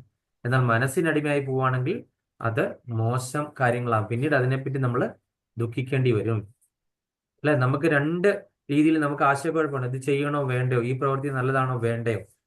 അപ്പൊ നമുക്ക് ഇങ്ങനെയുള്ള സമയത്ത് നമുക്ക് പ്രതിസന്ധി ഘട്ടത്തിലാണ് ഭഗവാൻ അർജുനന് ഭഗവത്ഗീത ഉപദേശിച്ചു കൊടുത്തത്. ഭഗവാൻ അർജുനായിക്കൊണ്ട് ഭഗവത്ഗീത എങ്ങനെ യുദ്ധം ചെയ്യണോ വേണ്ടയോ, യുദ്ധം ചെയ്യണോ, അതെ ആചാര്യന്മാരും ഗുരുക്കന്മാരും സഹോദരന്മാരും ഒക്കെ മുന്നിൽ നിൽക്കുന്നത്, യുദ്ധം ചെയ്യണോ വേണ്ടയോ, അങ്ങനെയുള്ള ആശയക്കുഴപ്പം എത്തിയ സമയത്താണ് ഭഗവാൻ ഭഗവത്ഗീത ഉപദേശിച്ചത്. അപ്പൊ നമ്മൾ ഇങ്ങനെയുള്ള സമയത്ത് ആശയക്കുഴപ്പമാവുന്ന സമയത്ത് നമ്മൾ ഒരു ആധ്യാത്മിക ഗുരുവിന്റെ സഹായം നമ്മൾ തേടേണ്ടത് ആവശ്യമാണ്. അപ്പൊ ഇങ്ങനെ ഈ നമ്മുടെ സബ്റ്റൈൽ ബോഡി അല്ലെങ്കിൽ നമ്മുടെ സൂക്ഷ്മ ശരീരം, മനസ്സ്, ബുദ്ധി, മിഥ്യാഹങ്കാരം. അങ്ങനെ ബുദ്ധി മനസ്സിനെ പറ്റി പറഞ്ഞു. എന്താണ് മിഥ്യാഹങ്കാരം? അപ്പൊ എന്താണ് മിഥ്യാഹങ്കാരം? ഇല്ലാത്ത അഹങ്കാരം. അപ്പൊ അതൊക്കെ ഫോൾസ് ഈഗോ എന്ന് പറയും. False ego. അപ്പൊ നമ്മുടെ ശരിയായിട്ടുള്ള അഹങ്കാരം എന്താണ്? അപ്പൊ ഇല്ലാത്ത അഹങ്കാരം ഉണ്ട്, അപ്പൊ ശരിയായിട്ടുള്ള അഹങ്കാരം ഉണ്ടാകണല്ലോ. ശരിയായിട്ടുള്ള അഹങ്കാരം എന്താണ്? ഞാനെന്ന ഭാവം. ഞാനെന്ന ഭാവം. ശരിയായിട്ടുള്ള അഹങ്കാരം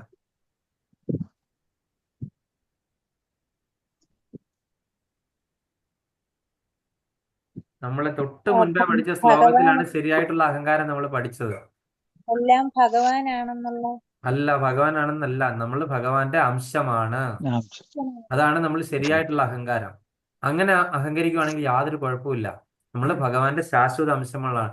മുമ്പത്തെ മമേവാംശ ജീവലോക ജീവഭൂതേ സനാതന എന്നുള്ള ശ്ലോകമാണ് പഠിച്ചത്. ഏറ്റവും ആധികാരികമായിട്ടുള്ള ശ്ലോകം അല്ലേ. അപ്പൊ ആ ഒരു ശ്ലോകത്തിൽ വ്യക്തമായിട്ട് പറഞ്ഞിരിക്കുന്നത് നമ്മൾ ഭഗവാന്റെ അംശമാണ്, അല്ലെങ്കിൽ ഞാൻ ഈ ശരീരമല്ല, ഞാൻ ആത്മാവാണ്, ഞാൻ ഭഗവാന്റെ ശാശ്വത അംശമാണ് എന്നുള്ളതാണ് ശരിയായിട്ടുള്ള അഹങ്കാരം. ഇനി മിഥ്യാഹങ്കാരം എന്താണ്? ഞാൻ ഈ ശരീരമാണെന്ന് വിചാരിക്കുന്നതാണ് മിഥ്യാഹങ്കാരം. ഞാൻ സുബ്രഹ്മണ്യൻ, അല്ലെങ്കിൽ ഞാൻ ജയേഷ്, ഞാൻ ദീപാമാതാജി, അങ്ങനെ ഞാൻ എന്താണ് ഇത്രയും വലിയൊരു ബിസിനസ് സ്ഥാപനത്തിന്റെ ഉടമ, ഞാൻ എഞ്ചിനീയർ, ഞാൻ ഇല്ലെങ്കിൽ ഈ കമ്പനി പൂട്ടിപ്പോവും അല്ലേ.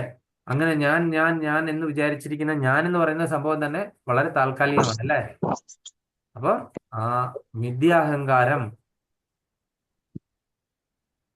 അതെന്താണ്? ആനന്ദ ചിന്മയ ഹരേ ഗോപികാരമണ, ഞാനെന്ന ഭാവം അത് തോന്നായിക വേണമിക, തോന്നുന്നതാകിൽ അഖിലം ഞാൻ ഇതെന്ന വഴി തോന്നേണമേ വരദ നാരായണായ നമ. എന്താണ് അതിന്റെ അർത്ഥം? അല്ലയോ ആനന്ദ ചിന്മയ, ആനന്ദം തരുന്നവനെ, മനസ്സിനെ മയപ്പെടുത്തുന്നവനെ, ചിന്മയ ചിന്മയ ആനന്ദ ചിന്മയ ഹരേ ഗോപികാരമണ, ഗോപികമാരെ രമിപ്പിച്ചവനെ, അല്ലയോ കൃഷ്ണ, ഞാൻ എന്ന ഭാവം അത് തോന്നായിക വേണമിഹ, ഞാനെന്ന ഭാവം എനിക്ക് ഒരിക്കലും തോന്നരുതേ, തോന്നുന്നതാകിൽ അഖിലം ഞാൻ ഇതെന്ന വഴി തോന്നേണമേ വരദ നാരായണ നമ. അങ്ങനെ എപ്പോഴെങ്കിലും എനിക്ക് തോന്നൽ ഉണ്ടാകുകയാണെങ്കിൽ ഈ അഖിലം മുഴുവനും, ഈ പ്രപഞ്ചം മുഴുവനും എന്താണ്? എന്റെ അംശമാണെന്നുള്ള തോന്നല് ഉണ്ടാകുകയാണെങ്കിൽ, ഭഗവാന്റെ അംശമാണെന്നുള്ള തോന്നല്, ഈ പ്രപഞ്ചത്തിൽ മുഴുവനും ഭഗവാന്റെ അംശമാണല്ലേ, ഭഗവാനാണ് നിറഞ്ഞിരിക്കുന്നുള്ള തോന്നലാണ് ഉണ്ടാകുന്നതെങ്കിൽ അങ്ങനെയുള്ള അഹങ്കാരത്തെ നല്ല അഹങ്കാരമായിട്ട് കണക്കാക്കുന്നു. ആനന്ദ ചിന്മയ ഹരേ ഗോപികാരമണ, ഞാൻ എന്ന ഭാവം അത് തോന്നായിക വേണമിക, തോന്നുന്നതാകിൽ അഖിലം ഞാൻ ഇതെന്ന വഴി. ഇത് ഈ മുഴുവനും എന്താണ്? ഈ ഭഗവാനിൽ നിന്നുണ്ടായതാണ്. ഈ ഭഗവാൻ തന്നെയാണ് സർവ്വപ്രപഞ്ചത്തിൽ നിറഞ്ഞു നിൽക്കുന്നത്. അല്ലെങ്കിൽ ഞാൻ എന്താണ്? ആ സർവ്വപ്രപഞ്ചത്തിന്റെ, ആ പരമാത്മാവിന്റെ ഒരു അംശം മാത്രമാണ് എന്ന തോന്നൽ ഉണ്ടാകുകയാണെങ്കിൽ അത് ശരിയായിട്ടുള്ള അഹങ്കാരമാണ്. ഇതാണ് നമ്മൾ മനസ്സിലാക്കേണ്ടത്. മനസ്സിലായോ? അപ്പൊ ആ ശരിയായിട്ടുള്ള അഹങ്കാരം നമുക്ക് ഉണ്ടാകണം. അതാണ് യഥാർത്ഥത്തിലുള്ള അഹങ്കാരം. നമ്മൾ മിഥ്യ അഹങ്കാരമാണ്, അല്ലെങ്കിൽ നമ്മുടെ മനസ്സ്, നമ്മുടെ ശരീരം നമ്മളെ വിട്ടു പോകുമ്പോൾ നമ്മൾ ഇതിനകത്ത് പറഞ്ഞിട്ടുണ്ട് ഡൈമേക്കേഴ്സ് ആണെന്നല്ലേ.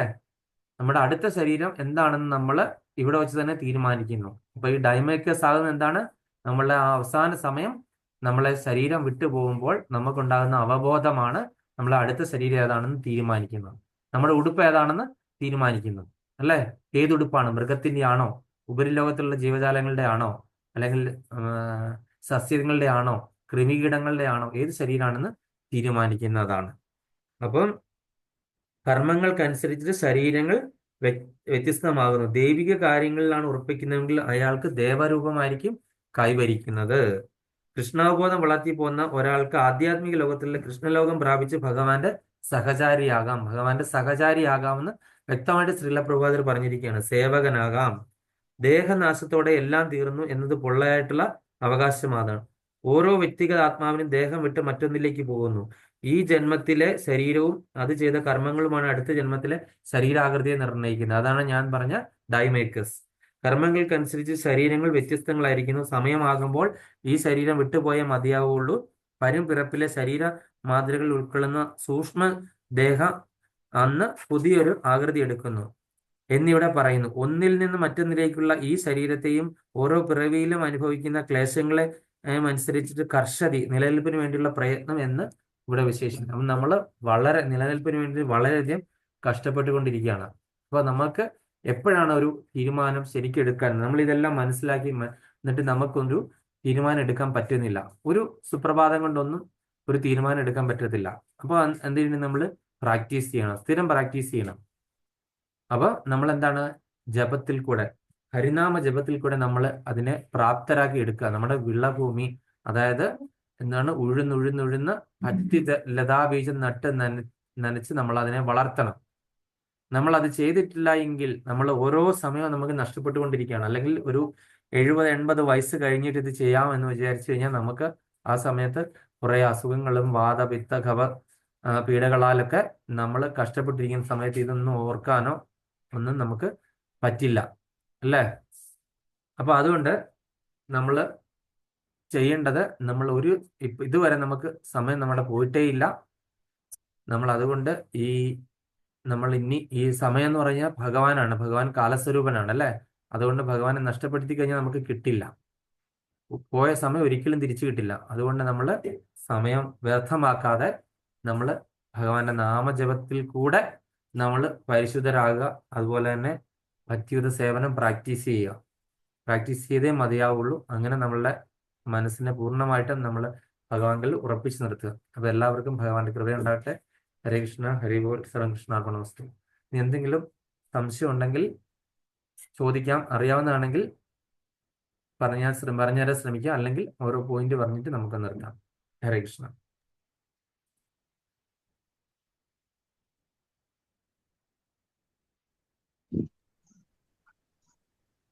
ഹരേ കൃഷ്ണ പ്രഭു.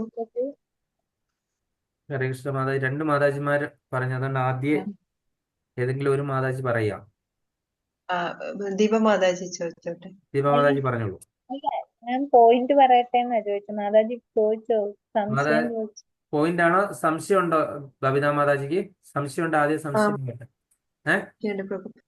പ്രഭു, എനിക്ക് ഡൗട്ട് ഉണ്ടായിരുന്നു പ്രഭു. പ്രഭു പറഞ്ഞില്ലേ, മനസ്സ് ബുദ്ധിയെ നിയന്ത്രിക്കുമ്പോഴാണോ നമ്മൾ നല്ല കാര്യം ചെയ്യുക, അല്ലെങ്കിൽ ബുദ്ധി മനസ്സിനെ നിയന്ത്രിക്കുമ്പോൾ? ഞാൻ എഴുതിയത് ശരിയാണോ എന്ന് അറിയാനാ. അതായത് ബുദ്ധി മനസ്സിനെ നിയന്ത്രിക്കുമ്പോൾ, ബുദ്ധിയാണ് മനസ്സിനെ നിയന്ത്രിക്കുന്നതെങ്കിൽ നമ്മൾ ചെയ്യുന്ന ആ ഒരു പ്രവൃത്തി ഏകദേശം ഒരു നമുക്ക് പറയാം 90% കറക്റ്റായിട്ടേ വരുള്ളൂ. ബുദ്ധിയാണ് നിയന്ത്രിക്കുന്നതെങ്കിൽ. കാര്യം ബുദ്ധിക്ക് പോഷണം കിട്ടുന്ന എവിടെ നിന്നാണ്? ഇരിക്കുന്ന ജീവാത്മാവും പരമാത്മാവും അവബോധമൊക്കെയാണ് ബുദ്ധിക്ക് കൊടുക്കുന്നത്. നമ്മളുടെ സർവസാക്ഷിയായ എന്താണ്, പരബ്രഹ്മം, പരമ ദിവ്യോത്തമ പുരുഷനായ ഭഗവാൻ ശിരോദശകായി വിഷ്ണുവായിട്ട് പരമാത്മാവായിട്ടിരിക്കുന്നു, അല്ലേ? അപ്പൊ അതുകൊണ്ട് ആ ബുദ്ധി എന്തായാലും നല്ലതേ പറഞ്ഞു കൊടുക്കുകയുള്ളൂ. ചില സമയങ്ങളിൽ വികടബുദ്ധി ഉണ്ടാകാനുള്ള ചാൻസസ് ഉണ്ട്. അത് ഈ അസോസിയേഷൻ മൂലമാണ്. അപ്പൊ എന്തായാലും 90% ബുദ്ധിയാണ് കൊടുക്കുന്നതെങ്കിൽ മനസ്സ് ചെയ്യുന്ന കാര്യങ്ങൾ ബുദ്ധി മനസ്സിനെ നിയന്ത്രിക്കുവാണെന്നുണ്ടെങ്കിൽ അത് നന്നായിട്ട് വരാൻ സാധ്യതയുള്ളൂ. ഇനി മനസ്സാണ് ബുദ്ധിയെ നിയന്ത്രിക്കുന്നതെങ്കിൽ, മനസ്സിന് അടിമപ്പെട്ടു പോയെങ്കിൽ ചെയ്യുന്ന പ്രവൃത്തി അധോഗതിയായി തീരും. ബുദ്ധി പറയുവാണ് ഇത് ചെയ്യണ്ട, ഇന്ന സ്ഥലത്ത് പോയി കഴിഞ്ഞാൽ അപകടമാണ്, അല്ലെങ്കിൽ ഇപ്പൊ ഇവിടുന്ന് വണ്ടി എടുത്ത് പോകരുത്, എന്തോ നമുക്ക് ദുസൂചന പോലെ തോന്നി, മനസ്സിൽ ഒരു അസ്വസ്ഥ. അപ്പൊ ബുദ്ധി പറയാ വേണ്ട, വണ്ടി എടുക്കണം, അപ്പൊ എനിക്കിന്ന് അവിടെ പോയി അവിടുന്ന് ഇന്ന റെസ്റ്റോറൻറ്റിൽ നിന്ന് ഒരു ഭക്ഷണം കഴിച്ചേ മതിയാവുള്ളൂ എന്ന് പറഞ്ഞ് നമ്മൾ പോവുകയാണെന്നുണ്ടെങ്കിൽ ചിലപ്പോൾ ആ സമയത്ത് അവിടെ വഴി പൊട്ടിക്കിടക്ക ഉണ്ടായിരിക്കും, വിള്ളലുണ്ടായിരിക്കും, അല്ലെങ്കിൽ ഏതെങ്കിലും ഒരു ആക്സിഡന്റ് സംഭവിക്കാനിരുന്ന അതായിരിക്കാം.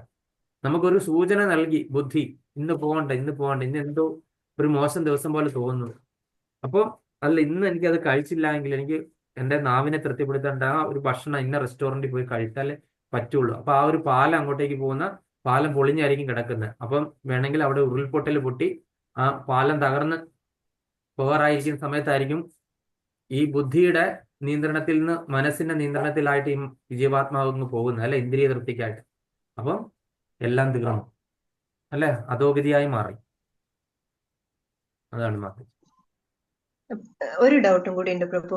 ആ പിന്നെ സാരൂപ്യമുക്തി എന്ന് പറയുമ്പോൾ അന്ത്യകാലത്ത് ഭഗവാൻ ഏത് രൂപത്തിൽ ധ്യാനിക്കുക പ്രഭു? രൂപമില്ലാത്ത സാ- അവസ്ഥയില്, അല്ലെങ്കിൽ അ- യോഗികളൊക്കെ മെഡിറ്റേറ്റ് ചെയ്യുന്നില്ലേ, രൂപമില്ലാത്ത അവസ്ഥയിൽ. അത് അതായത് സായുജ്യമല്ലേ പ്രഭു? ഭഗവാന്റെ ബ്രഹ്മജ്യോതിയിൽ ലയിക്കുക, ലയനം മാത്രം ആസ്വദിക്കുന്നു. ആ ലയനമേ ഉള്ളൂ, ആസ്വാദനമില്ല അവിടെ. സായുജ്യ അത് മുക്തി. സാരൂപ്യമുക്തിയാണ് ഞാൻ ചോദിച്ചത് പ്രഭു. സാരൂപ്യമുക്തി ഭഗവാന്റെ രൂപമായിട്ട് അതായത് നമ്മൾ മരിക്കുന്ന സമയത്ത് ഈ യോഗയൊക്കെ ചെയ്തു.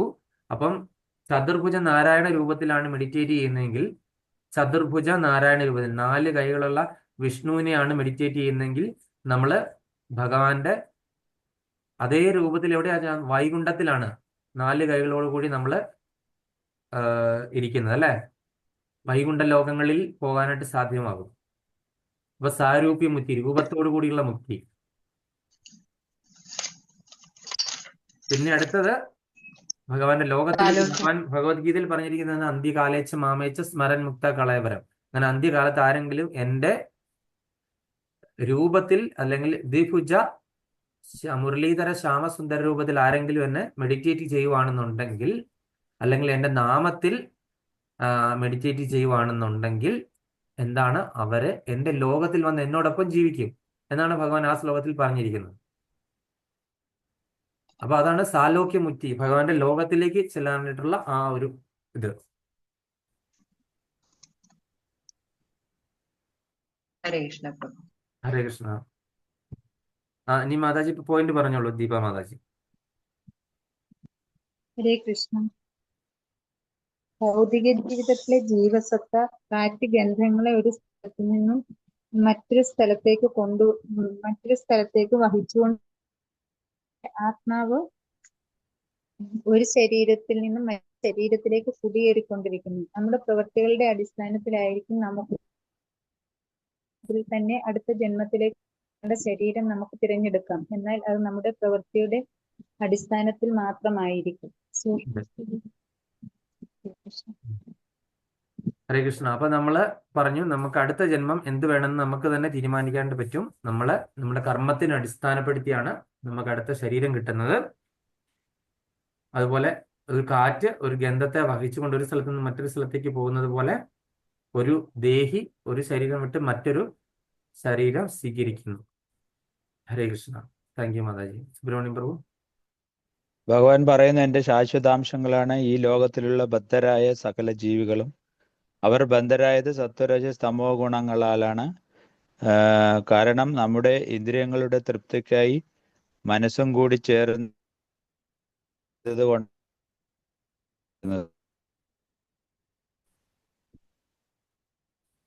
കേൾക്കത്തില്ല പ്രഭു,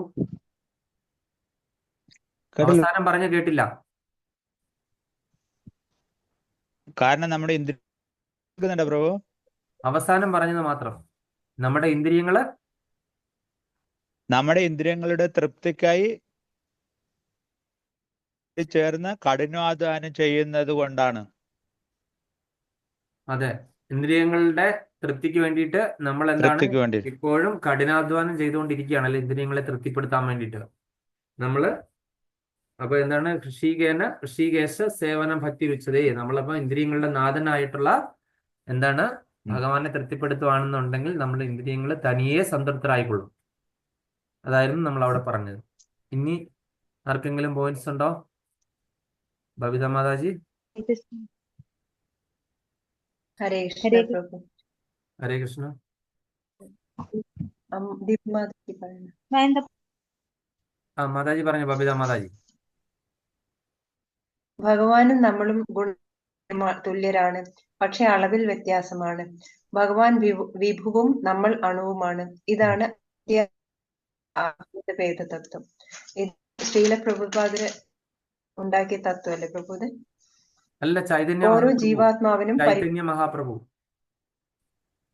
അചിന്ത്യ ഭേദഭേദതത്വം ചൈതന്യ മഹാപ്രഭു. അദ്വൈതം ശങ്കരാചാര്യര്. ഓരോ ജീവാത്മാവിനും പരിമിതമായ ആ സ്വാതന്ത്ര്യം ദുരുപയോഗം ചെയ്യുമ്പോൾ ജീവാത്മാവ് ബദ്ധനായി തീരും.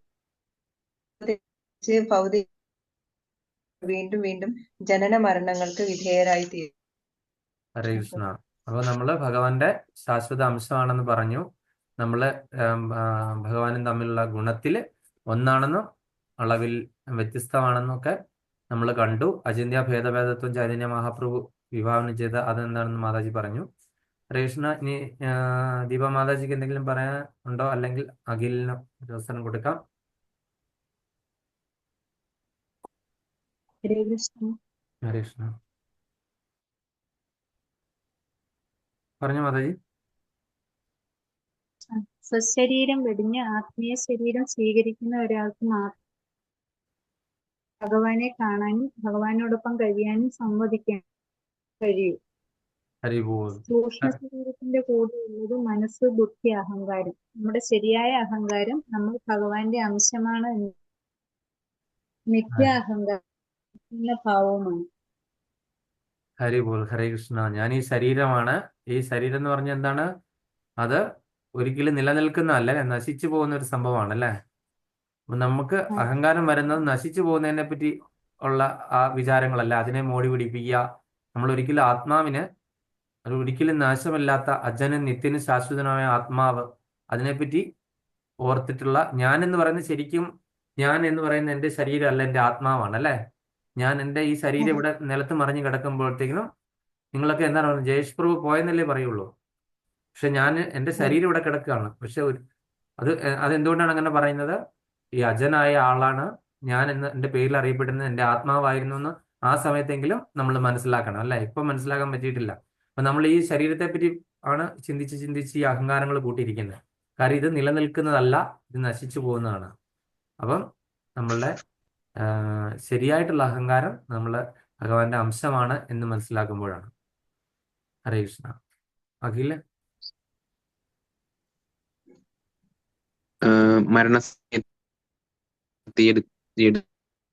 ആണ് ഇനി എടുക്കാൻ പോകുന്ന ദേഹം പോകുന്ന ഒരാൾക്ക് ആധ്യാത്മിക ലോകത്തിലുള്ള കൃഷ്ണലോകം പ്രാപിച്ച് ഭഗവാന്റെ സഹചാരിയാകാം. കൃഷ്ണ. ഹരേ കൃഷ്ണ. ഭഗവാന്റെ സഹചാരിയാകാം. വളരെ ഇമ്പോർട്ടന്റ് ആയിട്ടുള്ള പോയിന്റ് ആണ് അഖിൽ പറയുന്നത് അല്ലേ? മരണസമയത്ത് നമ്മൾ ഭഗവാനെ വിചാരിച്ചിട്ട് എന്താണ്? അന്ത്യകാലേച്ച മാമേച്ച സ്മരൻ മുക്ത കളേവരം. സ്മരൻ, എന്നെ സ്മരിക്കുക അല്ലേ? സ്മരിക്കുവാണെന്നുണ്ടെങ്കിൽ ഭഗവാന്റെ സഹചാരിയായിട്ട് ഭഗവാന്റെ ലോകത്തിൽ വസിക്കുക, സാലോക്യ മുക്തിയില് നമ്മൾ ചെന്ന് ചേരും. ഹരേ കൃഷ്ണ. അപ്പം ഇനി വേറെ പോയിന്റ് ഉണ്ടെങ്കിൽ പോയിന്റ് പറയാം, അല്ലെങ്കിൽ നമുക്ക് വൈൻഡപ്പ് ചെയ്യാം.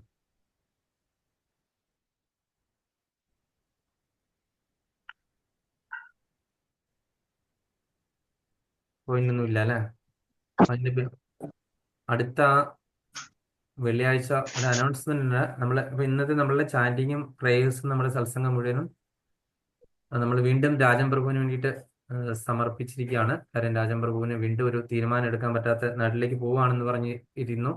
ആ തീരുമാനം എടുക്കാൻ പറ്റാത്തൊരവസ്ഥയിൽ ഇങ്ങനെ കുടുങ്ങിക്കൊണ്ടിരിക്കുകയാണ്.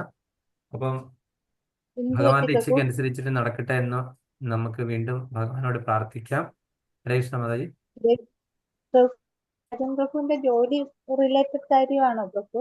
ഒരു സ്ഥലത്ത് ജോലി കിട്ടി, പക്ഷെ അവിടെ ഒരു ദിവസം പോലും നിൽക്കാൻ പറ്റിയില്ല. ആൽക്കോറിൽ പോയിട്ട് അത് 12 മണിക്കൂർ ജോലി, രാവിലെ 7 തൊട്ട് ഉച്ചയ്ക്ക് 12 വരെ, രാത്രിയിൽ 6 തൊട്ട് രാത്രി 12 വരെ, അങ്ങനെ 2 ഷിഫ്റ്റ് ഒക്കെ ഈ പെരുന്നാളെ സംബന്ധിച്ച് നോയമ്പിന്റെ ആ സമയം അങ്ങനെയായിരുന്നു. അങ്ങനെ അദ്ദേഹത്തിന് ആദ്യത്തെ ദിവസം തന്നെ പിടിച്ചിരിക്കാൻ പറ്റിയില്ല. അങ്ങനെ തിരിച്ച് അവിടെ നിന്ന് വീണ്ടും ഇങ്ങോട്ട് പോന്നു. അങ്ങനെ ഒരവസ്ഥയിൽ ഇരിക്കുകയാണ്. അപ്പം വീണ്ടും നാട്ടിൽ പോകാനുള്ള ടിക്കറ്റും ഒക്കെ നോക്കിക്കൊണ്ടിരിക്കുന്നു. അപ്പൊ അതിൻ്റെ ഇടയ്ക്ക് ഒരു ഇന്റർവ്യൂവിനൊക്കെ വിളിച്ചായിരുന്നു. അപ്പം നിൽക്കണോ പോണോ, നിൽക്കണോ വേണോ പോണോ, കാര്യം എവിടെ ചെന്ന് കഴിഞ്ഞാലും പ്രായത്തിന്റെയാണ്, 58 വയസ്സായി. പ്രായത്തിന്റെ ആ ഒരു ആധിക്യം കാരണം എവിടെ ചെന്ന് കഴിഞ്ഞാലും അവർ ആ ഒരു കാരണത്താൽ ഇന്നത്തെ ബാക്കിയുള്ള ഇന്റർവ്യൂ എല്ലാം പാസ് ലാസ്റ്റ് മൊമെന്റിൽ റിജക്റ്റ് ആവും. അല്ല, ഇന്നത്തെ ഇന്റർവ്യൂ ശരിയാവോ? അത് ശരിയായോ ഇല്ലയോ എന്ന് അറിയില്ല. സൺഡേ വരെ കാത്തിരിക്കാൻ പറഞ്ഞു. സൺഡേ ശരിയാവുമായിരിക്കും. എല്ലാവരുടെയും പ്രാർത്ഥന എന്തായാലും ഉണ്ടെങ്കിൽ, കാര്യം നാട്ടിലേക്ക് ചെന്ന് കഴിഞ്ഞാൽ നാട്ടിൽ എന്തെങ്കിലും ആയി വരുന്നിടം വരെ എങ്ങനെ ഈ കടമെല്ലാം മാനേജ് ചെയ്യുന്ന ഓർത്ത് പ്രഭു അതികഠിനമായ ബുദ്ധിമുട്ടിലാണ്. മനസ്സ് ഭയങ്കരമായിട്ട് വ്യതിചലിച്ചുകൊണ്ടിരിക്കുകയാണ്. മനസ്സിനെ നിയന്ത്രിക്കാണ്ട് പറ്റുന്നില്ല. വളരെയധികം കഷ്ടപ്പെട്ട് മനസ്സ് ഉരുകിക്കൊണ്ടിരിക്കുകയാണ്. 1.5 വർഷമായിട്ട് ഒരു ജോലി ഇല്ലാതെ നിൽക്കുകയാണ് ഇവിടെ. നമുക്ക് ഊഹിക്കാമല്ലോ. അപ്പൊ അതുകൊണ്ട് നിങ്ങൾ എല്ലാവരും പ്രഭുവിന് ആത്മധൈര്യം കിട്ടാൻ വേണ്ടി ഭഗവാന്റെ അടുക്കാൻ നന്നായിട്ട് പ്രാർത്ഥിക്കാം. നമുക്കിപ്പം 3 പ്രാവശ്യം എല്ലാവർക്കും ഹരേ കൃഷ്ണ ജപിക്കാം. എന്നിട്ട് പിന്നെ ഒരു അനൗൺസ്മെന്റ് ഉണ്ട്. അനൗൺസ്മെന്റ് അടുത്ത വെള്ളിയാഴ്ച ഇതാണ് നമ്മളുടെ ഗൗരപൂർണിമയാണ്. അടുത്ത വെള്ളിയാഴ്ച. അടുത്ത വെള്ളിയാഴ്ച നിർജ്ജലമാണ്. രാത്രിയിൽ ചന്ദ്രൻ ഉദിക്കുന്ന സമയം വരെ, പൗർണമി കാണുന്നിടം വരെ. ഗൗരപൂർണിമ എന്ന് പറയുമ്പോൾ പൂർണ്ണചന്ദ്രൻ ഉദിക്കുന്ന പൗർണമി ദിവസം തന്നെയാണല്ലോ. അപ്പം പൗർണമി വരെ, പൂർണ്ണചന്ദ്രൻ ഉദിക്കുന്ന സമയം വരെ നിർജ്ജല ഏകാദശി പോലെ തന്നെ എടുക്കണം. അതിനുശേഷം പൂർണ്ണചന്ദ്രനെ കണ്ടതിന് ശേഷം ഭഗവാനെ പ്രാർത്ഥിച്ചിട്ട് ഗൗരചന്ദ്രനെ പ്രാർത്ഥിക്കണം. എന്നിട്ട് എന്താണ് നമ്മൾ ഏകാദശി പ്രസാദേ കഴിക്കാൻ പാടുള്ളൂ. പിറ്റേ ദിവസം വേണം പാരണ വിടാനായിട്ട്. ഏത് സമയത്ത് നമ്മൾ കുളിച്ചിട്ട് വന്നു കഴിഞ്ഞാൽ പിറ്റേ ദിവസമാണ് പാരണ വിടുന്നത്. അപ്പൊ അത്രയും നേരം ജലപാനം ഇല്ലാതെ നമുക്ക് ഹരിനാമം നമുക്ക് തന്ന ആ ചൈതന്യ മഹാപ്രഭുവിന്റെ ഒരു ഇതിലേക്ക് വേണ്ടിയിട്ട് നമ്മൾ സമർപ്പിക്കണം. അദ്ദേഹമാണ് നമുക്ക് ഈ വളരെ ഫ്രീ ആയിട്ട് ഈ ഹരിനാമം തന്നത്. ഈ നാമം ജപിച്ചാൽ മാത്രം നമുക്ക് തിരിച്ച് go back to godhead സാധിക്കും എന്നുള്ളത് നമുക്ക് തന്നത് അദ്ദേഹം തന്നെയാണ്. ഭഗവാൻ തന്നെ ഭഗവാന്റെ ഭക്തനായിട്ട് അവതരിച്ചത്. ഒരുപക്ഷെ ചിലപ്പം നമ്മളുടെ ഈ 11 മണി സമയം ആയിരിക്കില്ല. ഞാൻ ഗുരുപ്രഭുവിനെ വിളിക്കാനായിട്ട് ഉദ്ദേശിക്കുകയാണ്. ഗുരുപ്രഭു വരുവാണെന്നുണ്ടെങ്കിൽ പ്രേമവൃന്ദാവനവും ഇതും പിന്നെ ആ ഒരു നമ്മുടെ ദ്വാരകാധാമുണ്ട്, ഇവിടുത്തെ പ്രേമനിധി പ്രഭു നടത്തുന്ന ഒരു സത്സംഗം. അപ്പൊ അതിൽ ഞാൻ ക്ലാസ് എടുക്കാറുള്ളതാണ്. അപ്പൊ അതെല്ലാം കൂടി ക്ലബ്ബ് ചെയ്യാമെന്നാണ് വിചാരിക്കുന്നത്. ഗുരുപ്രഭുവിനെ വിളിച്ചു വരുത്തി ചൈതന്യ മഹാപ്രഭുവിന്റെ ഗ്ലോറിഫിക്കേഷൻ പറയേണ്ട ഒരു ദിവസമാണ്. അപ്പൊ എനിക്ക് അദ്ദേഹത്തെ പറ്റി ഒന്നും പറയാൻ തന്നെ അറിയില്ല. കാര്യങ്ങൾ യോഗ്യത ഇല്ല എന്നുള്ളതാണ് മെയിനായിട്ടുള്ളൊരു ഒരു കാര്യം. അപ്പൊ അതുകൊണ്ട് യോഗ്യതയുള്ള ആൾക്കാരെ വിളിച്ചു വരുത്തി ചെയ്യിക്കാമെന്നാണ് വിചാരിക്കുന്നത്, ഭഗവാൻ അനുഗ്രഹിച്ചു കഴിഞ്ഞെങ്കിൽ. അപ്പൊ അതുകൊണ്ട് എല്ലാവരും പങ്കെടുക്കാണ്ട് ശ്രമിക്കുക. സമയം ഒന്ന് ചിലപ്പോൾ മാറുമായിരിക്കും, എല്ലാം കൂടി ക്ലബ് ചെയ്ത് വരുമ്പോൾ. അപ്പൊ ചിലപ്പോൾ ഈ സമയത്ത് അവരെയും കൂടെ വിളിച്ച് അവർ വരുമെന്നുണ്ടെങ്കിൽ അവരെയും കൂടെ വിളിക്കും. അല്ലെങ്കിൽ ആ ഒരു സമയം 4 മണി ഖത്തർ ടൈം 4 മണി ആയിരിക്കാം. അല്ലെങ്കിൽ നോക്കട്ടെ, ഞാൻ എല്ലാവരോടും ആലോചിച്ച് വരുന്ന പ്രേമവൃന്ദാവനത്തിൽ ഇന്ന് അവരോട് കൂടി ഡിസ്കസ് ചെയ്തിട്ട് പറയാം. പിന്നെ ഗുരുപ്രഭുവിന്റെ ഷെഡ്യൂളും കിട്ടാനുണ്ട്. അതും കഴിഞ്ഞത് തീരുമാനിക്കാൻ പറ്റുള്ളൂ. അപ്പം ഹരേ കൃഷ്ണ. അപ്പൊ 3 പ്രാവശ്യം നമുക്ക് രാജൻ പ്രഭുവിന് നല്ല വ്യക്തമായിട്ടുള്ള തീരുമാനം, ഭഗവാന്റെ ആ ഒരു കൃപ അദ്ദേഹത്തിന് എപ്പോഴും ഉണ്ടാകാനായിട്ട്. അല്ലെങ്കിൽ ഇപ്പൊ നാട്ടിൽ പോവുകയാണെന്നുണ്ടെങ്കിൽ അവിടെ അദ്ദേഹത്തിന്റെ ആ ഒരു കർമ്മമണ്ഡലം നന്നായിട്ട് വരാനും, അദ്ദേഹത്തിന്റെ മനസ്സിന് എപ്പോഴും ആ ഒരു നല്ല തീരുമാനങ്ങൾ എടുക്കാനും, അതുപോലെ തന്നെ നല്ല രീതിയിൽ ഒരു ഭഗവത് ചിന്തയായിട്ട് ഈ ഒരു സ്റ്റേജിൽ എത്തുന്ന സമയത്തൊക്കെ എല്ലാവർക്കും ഉണ്ടാകുന്ന അവിശ്വാസം അല്ലേ, ഭഗവാൻ എന്നെ രക്ഷപ്പെടുത്തുന്നില്ല, ഭഗവാൻ അങ്ങനെ ചെയ്തല്ലോ ഇങ്ങനെ ചെയ്തല്ലോ, എനിക്ക് എന്തുകൊണ്ട് ഇങ്ങനെ വന്നു, ഞാൻ ഭഗവാന്റെ നാമം മാത്രമല്ലേ ജപിക്കുന്നുള്ളൂ, ഇങ്ങനെയൊക്കെ ഒരുപാട് അവിശ്വാസങ്ങൾ ഉണ്ടാകുന്നുണ്ട്. അല്ലെ ജപിച്ചിട്ട് ഒരു കാര്യവും ഇല്ല എന്നൊക്കെ ഉള്ളൊരു അവസ്ഥയിൽ എത്തുന്നുണ്ട്. അപ്പൊ അങ്ങനെ ഒരിക്കലും തോന്നാതിരിക്കാൻ വേണ്ടിയിട്ട് ഒരു ഭക്തിയിൽ ഭഗവാന്റെ കൃപ എപ്പോഴും ഉണ്ടാകാൻ വേണ്ടി നമുക്ക് 3 തവണ നാമം ജപിക്കാം. ഹരേ കൃഷ്ണ കൃഷ്ണ കൃഷ്ണ ഹരേ ഹരേ, ഹരേ രാമ രാമ രാമ ഹരേ ഹരേ, ഹരേ കൃഷ്ണ കൃഷ്ണ കൃഷ്ണ ഹരേ ഹരേ, ഹരേ രാമ രാമ രാമ ഹരേ ഹരേ, ഹരേ കൃഷ്ണ കൃഷ്ണ കൃഷ്ണ ഹരേ ഹരേ, ഹരേ രാമ രാമ രാമ ഹരേ ഹരേ. വഞ്ചാകൽപതരൂപശ്ച കൃപാസിന്ധുഭ്യവച പതിതാനാം പാവനേഭ്യോ വൈഷ്ണവേഭ്യോ നമോ നമഃ. അനന്തകോടി വൈഷ്ണവന്തി की जय, अनंतकोटि आचार्यवृंद की जय, नमाचार्य हरिदास ठाकुर की जय, गौर प्रमानंदे हरि हरि बोल. हरे कृष्णा.